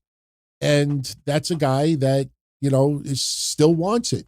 You take this opportunity, and a lot of these wrestlers can come back. Not saying that they can't. Couple of injuries happen, couple of people that they think are the future suddenly get let go. There's no reason why some of these people can't be back, in my honest opinion. Daryl listened to an old review on Spotify, Hell in a Cell 18. Myself, Kev Castle, John Draper, and Joey had so much fun and laughter together. Great review, and rest in peace, Kev Castle. I appreciate that. Listen, I like I said, I can't wait to put our entire library back online. It's just a lot of storage, a lot of bandwidth, and a lot of expense. And that is, I don't have that kind of coin to do that.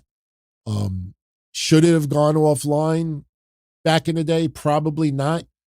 But that's what happens when you have 20-something years of shows. Like I said, tonight, right after this show's over, I'm going to be sending everybody on Patreon a password where you'll access all the DTKC shows from 2005 to 2012 and all the Breakfast with Blassie episodes I ever did. Then in a couple of weeks, we'll put 2013 to probably 2020. Then we have all the other shows. And then down the line, I'll start putting them on DTKCShow.com and wrestling-news.com for everybody. But, it's not easy. It's a slow process. But, I made a promise to many members of Kev's family, and I, spiritually gave Kev a promise that his name will never be forgotten. He is a true OG. He was a friend. And he definitely touched a lot of people out there. And, it's funny. I could admit this. I had a conversation with Mish today.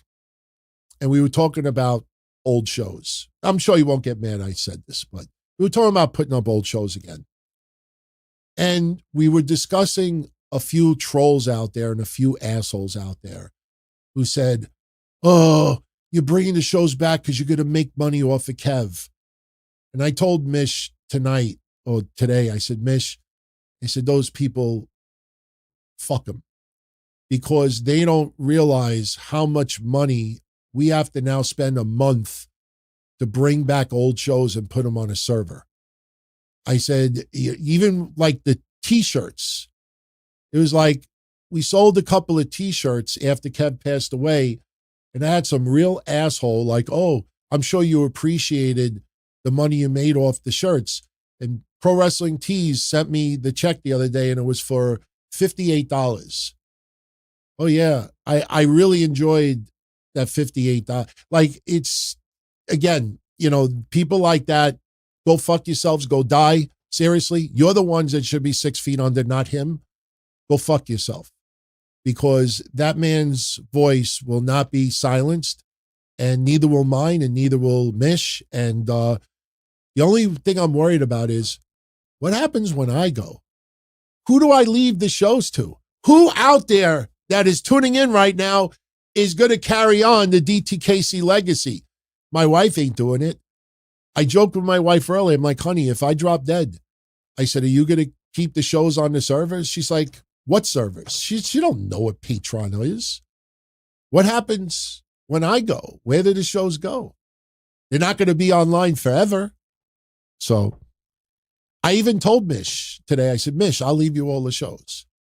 Put them on your server. You get some revenue out of it, go ahead. He's like, what are you talking about? He says, I'm going to be long gone before you do. That's what he said to me. So thank you for that. Thank you for the kind words. Jerry says he remember when JTG was never on TV from 2009 onward. They forgot him for about 5 years and he got paid. And he fucked the system.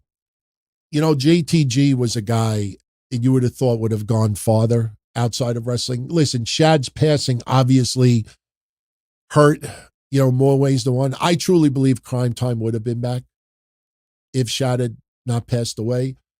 But JTG, I think overall has had a decent career. And, again, you cherish the time that you had, and it cannot replace the present. That's the one thing that I want to make perfectly clear for everyone. Yes, we will celebrate yesterday. Yes, we will celebrate what we did in the past, but it does not replace the now. We have to address the now. WWE is still red hot, but WWE setting, like I said earlier, not only setting records for revenue and views and everything else, they're setting records for pissed off fans. And let me tell you something, those fans that occasionally will tune in because Travis Scott is on, or Logan Paul is on, or Pat McAfee is wrestling, or you pull some other social influencer out of your ass and you put them on TV and you put someone here, those people are not going to be loyalists. They're going to show up for the moment and then they drift away again. You see a lot of these celebrities that show up for WrestleMania. They don't show up for Raw when they're in their neighborhoods. They don't show up for house shows when they're in their neighborhoods. They show up for the big events. Those are not people that you want as your fan base, because then they only show up for special events. That's what used to happen in the podcasting world. Early in the days in the podcasting world, when you could count the number of shows on your hands and your feet, you would see a lot of shows drift away because wrestling kind of sucked for a little while. But as soon as it was like a month before WrestleMania, everybody started getting into the WrestleMania frame of mind again. All of a sudden, you see all these people come back like, oh yeah, I'm back. I had health issues. I was out because I was busy with school and I had a death in the family and then my uncle died for the 9th time and blah, blah, blah, blah, blah. And then they come back and they ride the wave of WrestleMania. Then 2-3 months later, when they're really not getting the attention they used to and wrestling kind of sucks. Oh, there won't be any show tonight. I'm having computer problems. There won't be a show tonight. There's something wrong with my microphone. No, my uncle died again, and then they drift away again. So you have to address the now. WWE's pissing me off. I'm still watching, but make no mistake about it. Backlash, when you watch that card, just think about how many people that are not going to be on that card that should be. Somebody pissed me off the other day and said, oh, rematch clauses are not a thing anymore. Why? Why are they not a thing anymore? It doesn't make fucking sense. If the title means that much to you, even MJF, they fucked that up with MJF in AEW. Remember when he was champion? The Triple B, the Triple B, the Triple B. Everything's the Triple B, the Triple B, the Triple B. I sleep with it. I do a page with it. The Triple B, I shower with it. I eat dinner with it. And then he loses it. Then he leaves. And then he comes back. No mention of the Triple B. Not right away. No Triple B. No Triple B. Then somebody finally, the light bulb went off. Hey, everything was the Triple B before. Why is he not going for the Triple B? Why is he not even mentioning the Triple B? The Triple B. Byron, God bless you, my friend, but Triple H don't like rematches. Go do a little stat history on some wrestlers. All you see are rematches. All right. Let's get in a couple of quick rapid fires. Did I see CM Punk and John Cena happening at Money in the Bank? Do I see it happening at Money in the Bank? It's possible. John Cena has a list of people that he wants to work in 2025. I do expect CM Punk to be on one of them. Problem is, you don't want to have suddenly see John Cena getting all of these wins. John Cena lost for fucking how many years? And I don't want a list of all the major players facing him. Lost. So they have to do a little bit better than that. We'll see. We will see. They may have to do something else where it involves CM Punk and someone else. But I don't want Cena to face all the big names and beat them all. Even if he cheats to win, and please, no Travis Scott at Backlash. I bite my tongue for saying this, unless Bad Bunny comes out and beats the balls out of Travis Scott. Trust me, I don't listen to Bad Bunny, but if he shows up and beats the shit out of Travis Scott, I will change my ringtone on my phone, and when my phone goes off, you'll hear bap, bap, bap, bap, bap. Whatever his fucking entrance was at Backlash, you'll hear that on my phone. I swear to God, I got my phone right here. By the way, you like my screensaver? Hang on. That's my screensaver. That's my doggy. This week was the anniversary of Bad Bunny versus Damian Priest. And I played highlights of it. And I heard the song. And I was like, yeah, that'd actually be a pretty good ringtone. So, how behind the curtain will WWE be when the Unreal show comes out? Can I give a hint to who the wrestlers who might be cut that I've been right? I really don't want to give any hints. All I'll say is this. If you notice some people not used on TV all that much, or if you see someone being brought to NXT and it just feels like they're filling spots, be concerned. They did that with the Final Testament last year. Remember Fraxium? They won the tag titles. And the same night they won the tag titles, here's Akam and Razor showing up, laying them out. And I remember that night, and I was like, why is this happening? And then it went nowhere. And then that's when we started hearing little rumblings that, yeah, Razor and Akam is probably not there for the long haul. There's a few names. I was told two that absolutely are on that list, but I was also told that some people just have not said anything yet. You know, some people are very, very private about their personal business. Kross was pissed off for real when some people online were saying they haven't negotiated a new contract yet. And I could reveal it now. Kev talked to Kross, and I talked to Kev, and they're like, why would his contract be negotiated in February when it doesn't run up until much later in the year? You don't start negotiating 7-8 months in advance. Sometimes you'll do a contract extension, you know, in certain circuit, but there was nothing controversial about it, but people were trying to turn it into a story that it wasn't. There was nothing to it, but, and there's nothing to some of the names that I said later this year. But somebody, trust me, I've been around too long. Somebody is going to do a Google search, and they're going to look back 3 years ago and see who signed at what time in late 2022. And then they're going to see no activity in the last year or two as far as contract extension. And then you'll see, my sources tell me that WWE has not offered a new contract yet to Candice LeRae and Johnny Gargano. Just to give you an example. And when it happens, remember I told you that. Have I watched New Jack City before? I've watched it at least 100 times. Rockabye Baby. New Jack City is one of my favorite movies of all time. Believe it or not, at one point I tried to, who's the white guy in the movie again that teamed up with Ice-T, you know, from the Breakfast Club? I always used to say Rob Lowe, but it's not Rob Lowe. What was the guy's name again? When he had that goatee, I tried so hard to grow a goatee just like him. Anybody remember his name? Judd Nelson, yes. I tried to get my goatee exactly like Judd Nelson back at that time.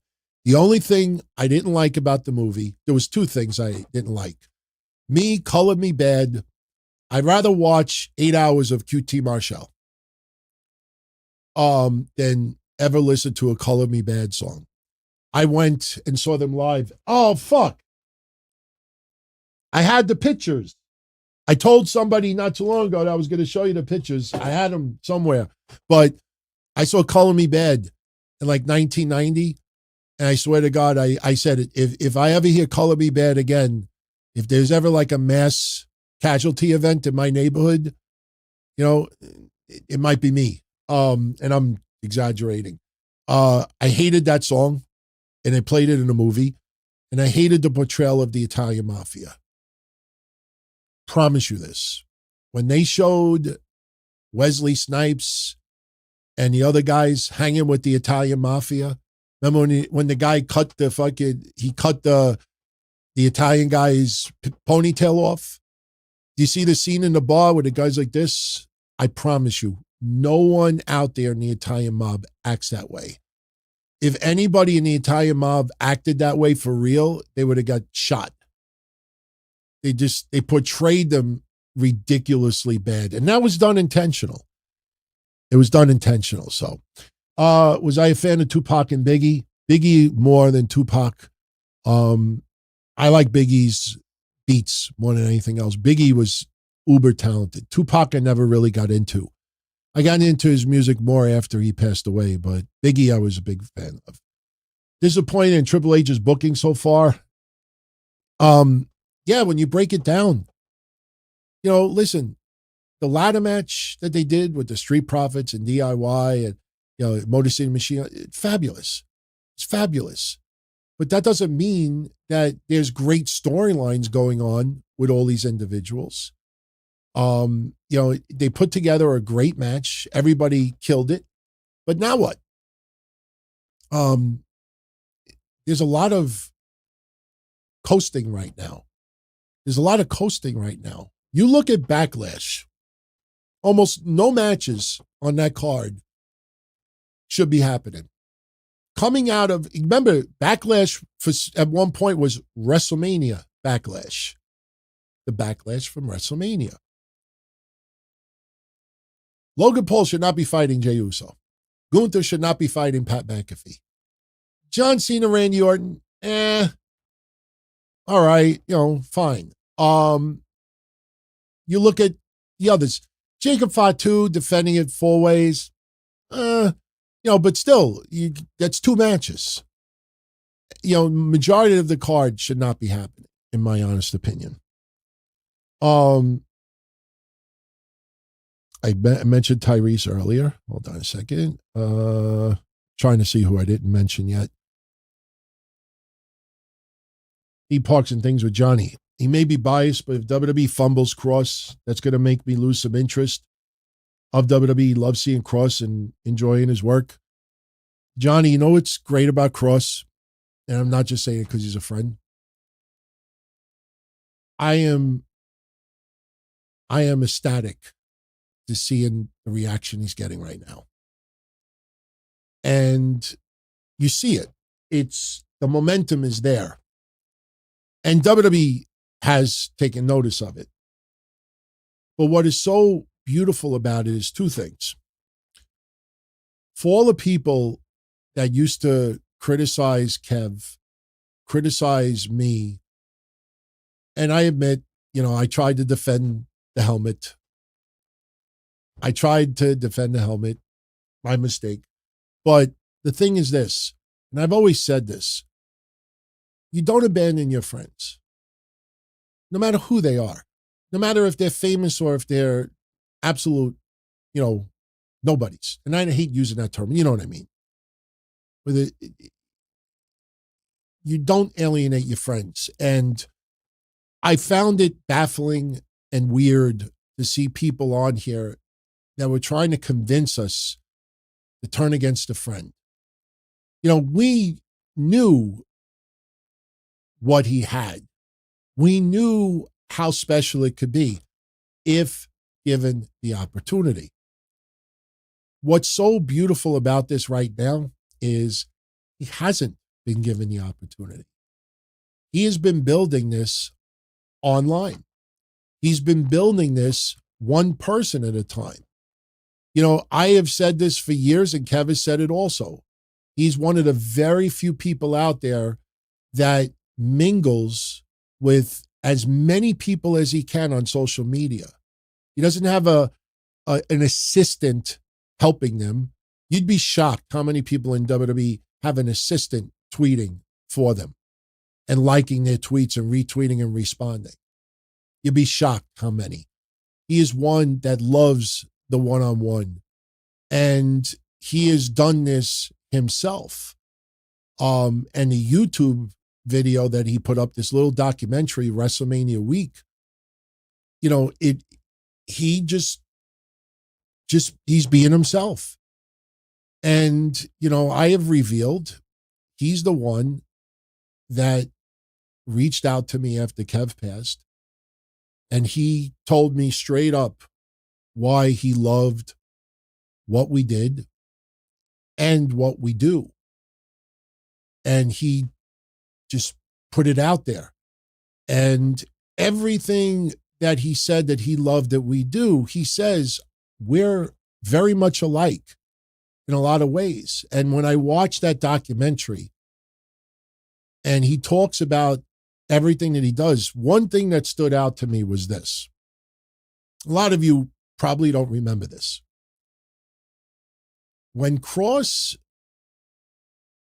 first came in to WWE, this was during COVID, if I remember. And he came in with Scarlett, and he had the Dodge Charger, whatever it was, and they were doing almost, we felt like it could be like a natural born killer's gimmick. And, you know, he had that vibe about him, and everybody was fucking loving it. And he had people telling him, you know, why are you in NXT? You should be on the main roster. You could even, you're ready. You could be champions. And I remember him saying, I don't want to hear that. I'm not ready for that. Because if you remember when Tony D'Angelo made his NXT debut, a couple of podcasters that are 10 times as big as me, they actually had the balls to go on their shows that night and say, just put a belt on him. That guy is money. Just put a belt on him. I'm like, he's had fucking 3 matches. Fuck you talking about? But people talk like that, and they think they're complimenting you. But when you give that person that false sense of security and you think that that person's already ready for the next level when they're not, some people buy into that.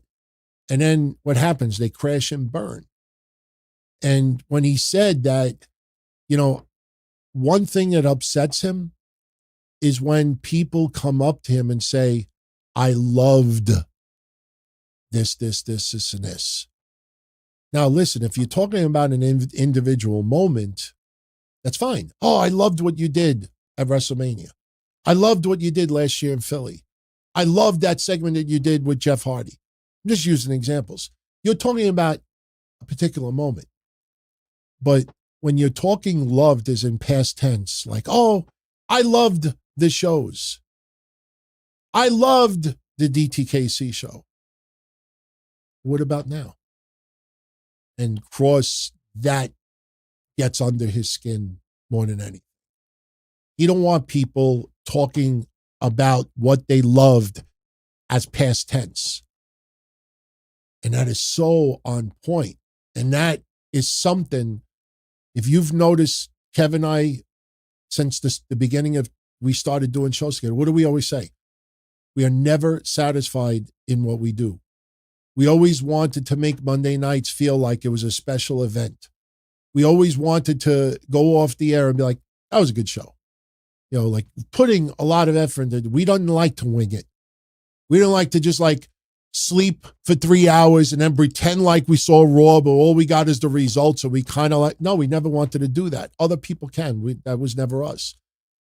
This documentary gives you a little bit of an insight of what he is. People are taking notice. And yeah, he lost on main event against Dragon Lee, but that's just ruffling up the WWE universe that much more. He's getting these big pops. And if you look at creative, if they're really in a bubble, they'll be like, what's going on here? Why is this guy as over as it did? They are definitely aware of what's going on.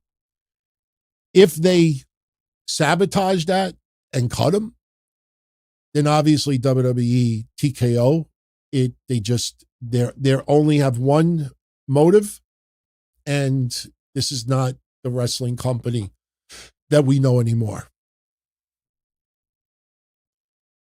Who are my celebrity crushes? The Black Women edition? Oh, I couldn't even think, because I've been married for a couple of years and I've been with my wife for 12 years.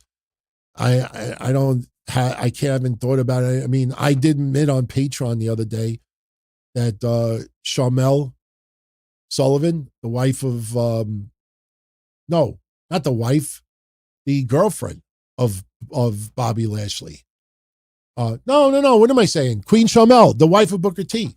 When she was with Kiwi, I had a little crush on her. Back in the day, I thought Whitney Houston was cute. I dated a woman once. I went on a date with a woman once that looked like Whitney Houston. The only difference was she had a lazy eye. But that's, the sacrifice I had to make in order to take someone out that looked hot like that. I couldn't think off the top of my head with something like that.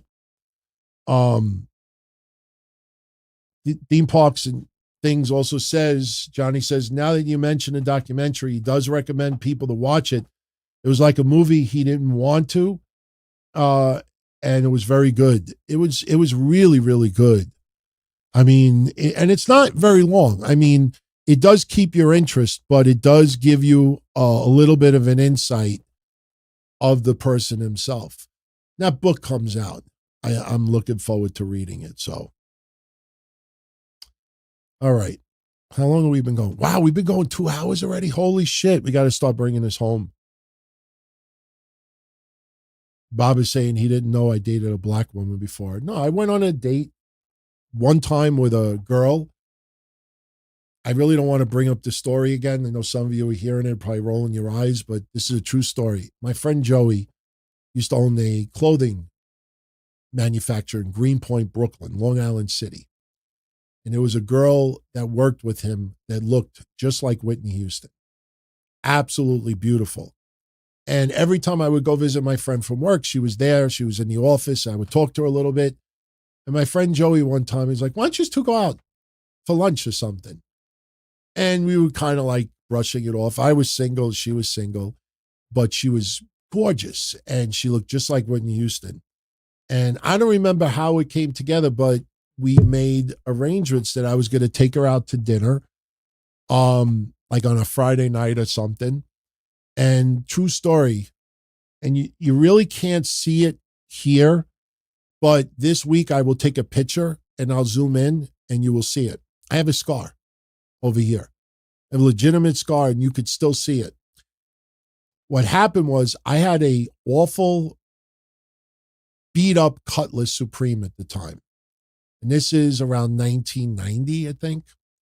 And I had picked her up and we were in Astoria, Queens, and we were going to go out to dinner. And while I was driving, I got a flat tire. I pulled along the service road of a highway, and I'm not one that ever really changed flats before. So I go in my trunk of my car and I find my crowbar and I find my jack stuff and everything. And I told you to sit in the car. I said, I'll fix the flat. And what happened was I put the jack on the floor and I put the crowbar in the thing and I'm pushing down and it won't go down. And I'm like really struggling and I'm frustrated. And I'm like, I'm taking this girl out to dinner and I'm fucking sitting alongside a service road of a highway and my tire's flat and I'm sweating and I can't get this jack to work right. I fucking pushed down as hard as I could and the jack went up like this and hit me right on the top of my eye. And I started bleeding like a pig. And I'm looking in the trunk of my car and there's no rags and there's no nothing. And I'm looking down and there's blood dripping off my eye. And I was forced to go up to her and I was so embarrassed. And I'm like, Teresa, do you have a tissue or something? And she looks at me and she starts screaming. She's like, oh my God, what happened? And just on a split moment, I said, you didn't see? I just got jumped. And she's like, what? I said, I was trying to fix the flat. Somebody tried to rob me and he fucking hit me in the head with a crowbar. And she's like, oh my God. So she calls the ambulance, comes down. I'm getting treated for this cut. She ended up taking a cab home. Never took her out to dinner. That is a true story. And I still have a scar. Crowbar hit the tip of right up here and I was bleeding like a pig. That is true. That is absolutely true. So, only time I dated somebody black. It's not, just happened that way. Although I dated somebody Dominican, and some people feel that it's very similar. So, S21 Ultra. Do I think there's a real behind the scenes power struggle between Rock and Triple H? No. Triple H is on the board of directors. Rock is on the board of directors. He's not involved in everyday activities with the board of directors. They want to keep this perceived heat because, one thing that I've said repeatedly before, and I'll say again now just to remind everyone, WWE is very aware of everything that is talked about and trending online with their company. If you took notice, there were times in the past when Pat McAfee was commentating on SmackDown and something would be rumored earlier in the day and Pat McAfee would mention it in passing. And people used to say, holy shit, they heard about that. Like, they would acknowledge things. They know every little thing, and they are very, very, very, very, very aware that the wrestling universe thinks that there is a rift between Triple H and Rock. Especially WrestleMania 40, when The Rock is telling Triple H, you better fucking fix this. What does that even mean? What does that even mean? They know about this perceived heat, and they're leaving it that way. Professionally, as wrestlers at the time, they didn't cross paths as much as you think. Early on, DX and the Nation is a different story. But, you know, not every wrestler during the Attitude Era got along. Mutual respect, yes, but that doesn't mean that they were chummy. But in this corporate world, they all work, you know, for Ari Emanuel. Ari Emanuel is the guy. That's why when Rock showed up at Elimination Chamber, Triple H didn't call him. Ari Emanuel did. Now let that sink in. Ari Emanuel didn't even have the respect to call Triple H first. Hunter, listen, I think we should bring The Rock in for Elimination Chamber. And here's why. Blah, blah, blah, blah, blah. All right, let's do it. And then when Rock was on Pat McAfee, Rock said he got a call from Ari Emanuel. What does that make Triple H like? Now, you will get the bullshit podcasters out there that will say, my sources tell me that Triple H is not in the good graces of TKO right now. You know, and those goofs are the ones that'll tease, oh, he won't have a job a year from now. Oh, he'll be out of a job. These are people that know that perceived heat makes money. So they're trying to make money by riding this perceived heat that is not. Is there mutual respect between the two? Yes. Do they go out to dinner together? No. But they are very, very, very, very, very aware of what the net is saying, and they will play along with it. They will play along with it. Roderick is asking, given how over he was years ago, will Braun Strowman go down as one of WWE's greatest fumbles? No, because they did as much as they could with him. They really couldn't have done more. A couple of years were during the COVID era. His feud with Roman Reigns was great. He got to be in the Wyatt family, which was pretty fucking great. Braun Strowman was a guy that should not have, everybody sees Big Show, Paul White have a very long wrestling career, and then they think that every big man should as well. Braun Strowman has had a very fun career. It's not a fumble. He was world champion. We just celebrated on the history show his generosity to the Orlando hospital workers during COVID. Braun Strowman did more than I think anybody could have asked for. When he first came in as a member with the Wyatt family, I don't think anybody ever perceived him to become a main eventer. It's total opposite of a fumble. It's not a fumble at all. They actually, when you dissect his career, he did a lot more than you realize. I don't care who squashed him. They had him team up with a kid, Nicholas. Braun had a good career. I don't think anybody will deny it. Braun had a very good career. Just not everybody can have a Hall of Fame career. And will Braun Strowman one day be a Hall of Famer? Maybe. I don't know. 316 MMA, do I think we'll have Evolution 2 in some women in the WWE? Don't think it's happening. I think it's still happening. I the funny thing is I was very surprised to see Chelsea Green challenging Nikki Bella for SummerSlam. And I was like, Evolution too, if it happens July 7th, that comes before SummerSlam. You would think that there would be a challenge for there. I mean, I don't see why not, unless maybe something fell through at the venue. I do subscribe to Mohegan Sun since I've been a regular there. I haven't been there for 2 years, but I've been a regular there. And I'm notified in advance upcoming events. As of right now, Mohegan Sun has not notified anybody about Evolution in July. And we're already in May. That's the thing. I mean, I remember they were advertising like WNBA basketball, the Pointer Sisters. Like they would advertise everything. And many times it would be months away. They have not mentioned a thing about Evolution. And you remember those Wrestle Votes? This was 6 weeks ago now. Oh, my sources tell me this Monday on Raw, they're going to announce Evolution 2. And it didn't happen. Oh, next week, they're going to do it at WrestleMania. Keep trying. Keep trying. 50-50. All right. 3 more questions and we're going to jet.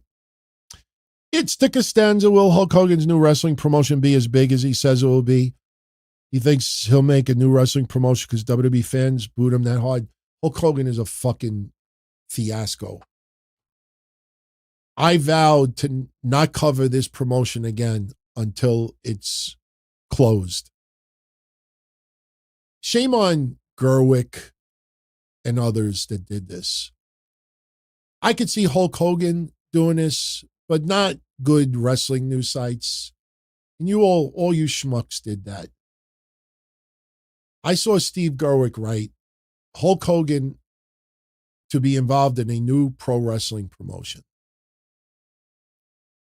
That is not professional wrestling. It is freestyle Olympic wrestling. There's a big fucking difference. Hulk Hogan used the pro wrestling audience to tease a non-scripted promotion. It is not professional wrestling. You could have these wrestlers cut promos and everything else. It is going to lay a fucking fat goose egg, and people will see it quickly why no one else has done this before. This is Hulk Hogan and Eric Bischoff acting quite similar to when they went to TNA. Make it seem like it's become the biggest fight. I remember Hulk Hogan for 3 years straight, because Kevin and I covered it. For 3 years straight, Hulk Hogan did an interview about TNA. If I can't turn this around, I will take my ball and go home, brother. He said that same fucking line 3 years in a row. We actually played the 3 clips year, and year. He said the same fucking thing in TNA. He's got a money mark now that is oohing and on that they got Bischoff and Hulk Hogan. And Bischoff is like, hey, I'm going to go where the money is. So I don't fault him. But Hulk Hogan, hyping this, and shame on TMZ. Fuck you. Seriously, Mojo Rawley and TMZ and all these assholes that fucking allow these people to lie to your face and you don't do a damn thing about it. Not even a clarification later on. Hulk Hogan's being interviewed from TMZ this weekend about this promotion. And he actually says that when Brock Lesnar quit UFC, that he was Brock's first victim. And I'm like, wait a minute. Brock Lesnar and Hulk Hogan haven't had a match in 20 years. Brock Lesnar never faced Hulk Hogan when he quit UFC. He went back to WWE. He immediately feuded with John Cena. What the fuck is Hulk Hogan talking about? They never had a match. He fucking lied straight to TMZ, and TMZ just sits there with the Mojo Rawley fucking goofy look on it. Mojo Rawley didn't do the interview, but they all look the same. They're just happy that they got a celebrity on and they get away with saying whatever the fuck they want and nobody calls them out on it. I will not be watching that promotion. I will not be covering it. The day I cover it is when it closes. It's not professional wrestling, so why are we covering it? Rams fans asking, is WWE holding 2-night premium live events to make more money? Of course. Of course. They're making insane amounts of money. If I made $1,000 doing this tonight, why wouldn't I make it Saturday and Sunday? Try to make $1,000 two nights. Why wouldn't I do that? WWE, they're turning it into these major must-see blockbuster events. And now you see Cardi B's going to get involved at SummerSlam. And they're going to try to, this is WrestleMania light. And when they do it with Royal Rumble will probably make the most sense. Put a women's Royal Rumble match on night one, men's Royal Rumble match on night two. To me, that makes the most sense. You don't have to make it WrestleMania week where there's all these special events leading up to it. But two nights for Royal Rumble, I kind of think that's better. All right, one more question and we'll get a jet. Listen, anybody, I want to make this clear. I didn't think WrestleMania was that bad. I mean, the finish of John Cena and Cody Rhodes was awful. And Gunther tapping out was like, but WrestleMania I thought was good. There's a lot of people that went to WrestleMania, had a great fucking time. There's nothing like being at a live event. You cannot compare it. Going to a live event and that aura. The one thing that sucks, though, is after when you got to get Uber to your hotel. I mean, that's the worst part about it. Or waiting in line for the bathrooms, or waiting in line to get something to eat. But going to a wrestling event is a tremendous experience. And there's a lot of people that went and had a great time. You don't need to drop thousands of dollars to have a great time. You could get a seat in the boondocks. Yeah, you pay $200, whatever it is. You know, if you live in the area, yeah, you have to pay for parking, pay for food, and pay for that. But if you went to a basketball game or a baseball game or a concert, you'd be dropping similar money. It's for the people that I got to sit front row. I got to sit fifth row. I got to have a skybox. I got to meet Hulk Hogan. I got to meet this. Those are the people that you're like, okay, if you want to see, no problem. You're going to pay an insane amount of money. You know, when everybody made this huge, big deal, SummerSlam, somebody's going to pay $40,000 to go to two nights. Yeah, you're sitting front row. You're getting this VIP. You're getting to meet this. You're getting to do this. You're getting to somebody to jerk you off. You're getting this. You're getting this. Of course. It's like fantasy baseball camp. If I go to a fucking fantasy Yankee baseball camp and I got to pay $10,000 to do it, yeah, it's not meant for a lot of people to do. This is for people that have so much fucking Tony Khan money and no wife, no kids, no big responsibilities.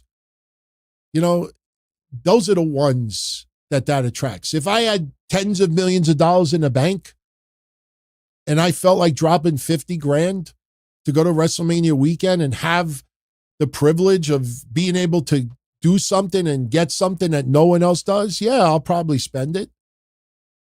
If somebody's there to pay it, then they're going to charge it. I would never spend that kind of money, though. I don't think it's worth it. Doesn't mean you can't have a good time. You can have a good time. You're just not going to get, it's like going to a baseball game. How many of you have sat in the bleachers? How many of you sat all the way in the upper deck? You know, does that mean you had an awful time? Oh, we sat in the upper deck. You still dropped probably about $100 a person between food and parking and the tickets.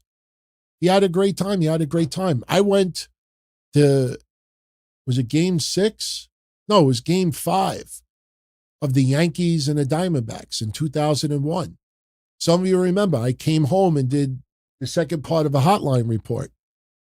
And I was all the way in the upper deck, and the fucking building was shaking when Brocious hit the home run. I think it was Brocious that hit the home run.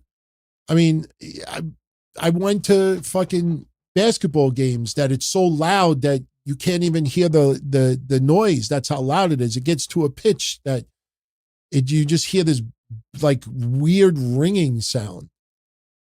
So you don't have to sit front row. Those for the, the people out there that, okay, you can't just go to the concert. You want to go backstage and you want to meet the person and hang out in their dressing room with them. All right, you're going to give me $20,000. Does that sound as crazy as it is to anyone? No. All right, everybody. I'm out of here. I want to thank you very much for joining me this evening. Tomorrow night after Raw, I will be live about 5 minutes after the show ends. We'll talk about Raw. We'll get into some wrestling news. We got a few other things to get into. We'll find out if that additional 1 or 2 releases gets revealed by tomorrow. Again, I don't want to say names because it would be pretty awful if it ends up that it's not to be. I will tell you, too, do not discount the possibility that WWE changes their mind about somebody being released. I'm not saying that it will happen, but if you remember the Drake Maverick story from a few years ago, there's a few people that WWE may want to reconsider releasing. It's a little surprising. But again, the problem is this is a decision made from a higher power. This is not just Triple H making the decision anymore. This is Nick Khan. This is Ari Emanuel. This is higher people that are deciding, okay, we haven't used this person all that much. Why is this person only in NXT? Why are we paying this person this much? They've only wrestled 2 times in the last 2 months. Those are the ones that you have to worry about. When you see, like I said, certain people on social media, like trying to create a buzz about themselves and it's not reflecting what's happening on TV, that's when you know something is up. We brought up one example earlier. I don't want to keep bringing her name up, but you know what I'm talking about. I'm not saying that she's going to be released, but that's someone that I'm very concerned about. Because when you really, really think about it, her calling out Liv Morgan the way she did was weird. Just made no sense. This was not leading to a storyline. It was just bizarre. So, guys, been fun. I'll catch you all in the next one. Oh, you know what? We didn't do the Cena thing earlier. We might as well. Hopefully I don't get hit with copyright. If I do get hit with copyright, I'll have to edit this out at the end. I'm going to finish talking for the night, but for the final 5 minutes, I'm going to play a vintage viral prank call that aired many, many years ago that we streamed live when it went down, the day it happened.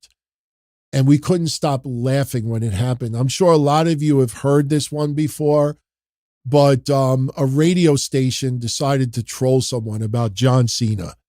And again, it just epic. Couldn't stop laughing. Little part of me wants to think still that this might have been somewhat rehearsed, especially when you hear how this person doesn't seem like thrown off that somebody called about the military. But I'm going to share it. And if I do get hit with copyright after I'm done with the show, I'll have to edit it out. So if the show ends right now, for those on the archive, I sincerely apologize. We will be able to keep it on the audio side of things, but I'm sure many of you will remember this. Let's flash back to this viral moment. I think it was Zoo Radio that did this. So if you never heard it before, I think you will really appreciate it. Enjoy, and I'll catch you on the next one. Hello? I have just one question for you. Are you ready? Am I ready for what? Who's this? Are you ready for this Sunday night when WWE Champ John Cena defends his title in the WWE Super Slam? Super Right now, Slam. you can order this awesome pay-per-view event for just $59.99.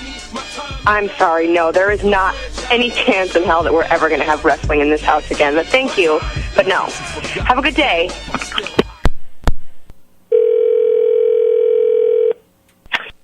And Hello?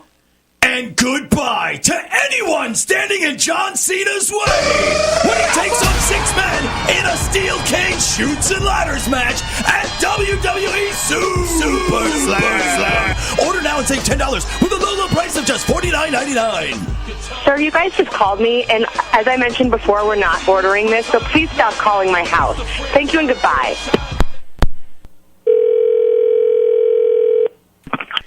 Hello? Hi, can I speak to Champ? Who? Champ? Is Champ there? Who is Champ? That question will be answered this Sunday night.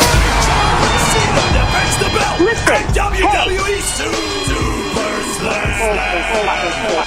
Hey, sir. Taking on please Sheamus. Quit calling my house. The Undertaker. Quit calling me. CM Punk and even Triple H and the Big Show in a spit-swapping makeout match. WWE Super Slam. Hello? Can you stop screaming in your little sirens and whatever that is? Can you knock it off for 5 seconds? Not interested. Stop calling my fucking house.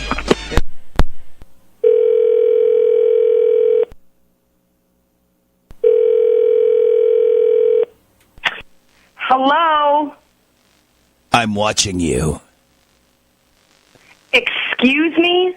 That's exactly what The Undertaker told John Cena last month. But will he be able to take the belt from the mightiest champion in WWE history at this weekend's WWE Super Slam? For the love of all that is stop calling my house before I get your number. I will track you down and absolutely tear you to pieces. Do you understand me? I know you are, John Cena, crazy motherfucker. Stop calling my house now. No wrestling, no super motherfucking slam is happening in this house.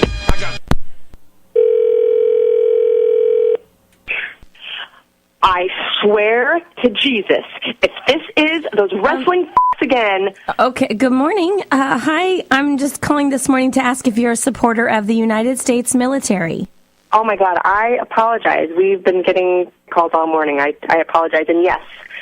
Fantastic. Yes, I am. Great. Are you a supporter of the Marine Corps? Yes, absolutely. Good. Absolutely. Great, because a former decorated member of the United States Marine Corps needs your support. And his name is John Cena. He's going to get in the ring and put boots to asses this Are weekend. you kidding me right now? WWE Are you kidding me right now? I can't even handle this. I cannot handle this. Available right now at a low price of only $39.99. I can't believe you're still calling me. I'm about to lose my shit.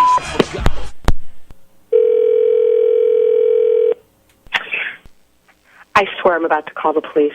Hello. You have a collect call from John Cena! Will you accept the charges? Oh, your mother. Listen, stop calling. Is listening not your strong suit? Because pretty sure it is, but you're not hearing me. Shut your beaten down brain from SummerSlam and listen. I am not interested. I don't care if they're $59, $49, $39, or 39 cents. I don't want it. It won't happen. It's not coming on my TV again. It won't be allowed in this house. You understand me? Never again will there be wrestling here in this house. Not a piece of going through closets and taking out T-shirts and burning them and calling the police and telling you that you're harassing me. Stop it now. And I am calling the police. Good luck to you. Have a nice day. Yourself. God damn. What? Hold on. Marie, this is the Z Morning Zoo radio show on Z104. How are you? What? We've been phone scamming you. Your husband Donnie told us to phone. We are all in a fight right now. Are you kidding me right now? I'm so sorry. I felt so bad for you. I couldn't believe the mouth you had on you. Oh my God. Well, listen, I haven't had my coffee yet. Shut up. Oh, I'm sorry. Yeah. I know how Well, to listen, feel. we won't be calling you back anymore. I promise. Okay. Thank Jesus. You won't have to hear. You won't have to hear this. All right, you won't have to hear that I anymore. swear to God, I was gonna go to jail, and it was bad. Couple of things. I don't think she kept picking up the phone like that. I think they were calling multiple times and they kept getting no answer. And when they edited it back, for us to enjoy it, they don't want to play 30 minutes of attempted calls. So every time they were able to connect, that's what they heard. But again, the part where suddenly she's like, oh my God, yes, I love our military. Like, we get scam calls now. Like, oh, we're from the Police Benevolent Association. I'm like, oh, fuck you. Because I know it's a scam trying to get money. So the way she changed the tone that quickly, I've always been a little skeptical about it. Still, nonetheless, that was epic back in the day. And I heard CM Punk's name. So obviously this is well over, 10 years old. Well more than that. So, all right, now we officially could exit for tonight. So, everyone, much love as always. Have a good one. And I hope to see you tomorrow night. And once again, for our Patreon family, right now it's about 10:30. By midnight, you should see the DM with the password so you can access all those retro shows. Be well. Catch you on the next one. As far back as I can remember, I always wanted to be a podcaster. For me to live any other way was nuts. To me, those goody-good people who worked shitty jobs for bum paychecks and took the subway to work every day and worried about their bills were dead. I mean, they were suckers. They had no balls.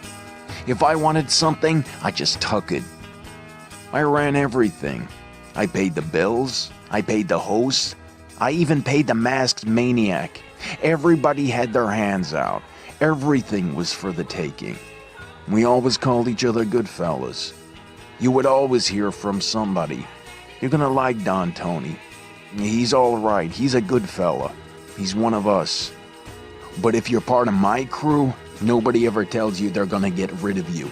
It doesn't happen that way. There weren't any arguments or curses like in the movies. See, your haters come with smiles. They come as your friends, the people who've claimed they care the most for your life. And now that's all over.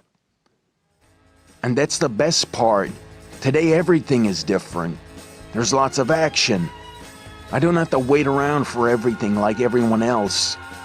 Oh, I didn't get the vaccine? Fuck you, vaccine me. Oh, your delivery guy has COVID? Fuck you, feed me. Right after I moved here, I ordered egg noodles and ketchup, and I got spaghetti with meat sauce. I'm no longer an average nobody, while they get to live the rest of their lives like a bunch of schnooks.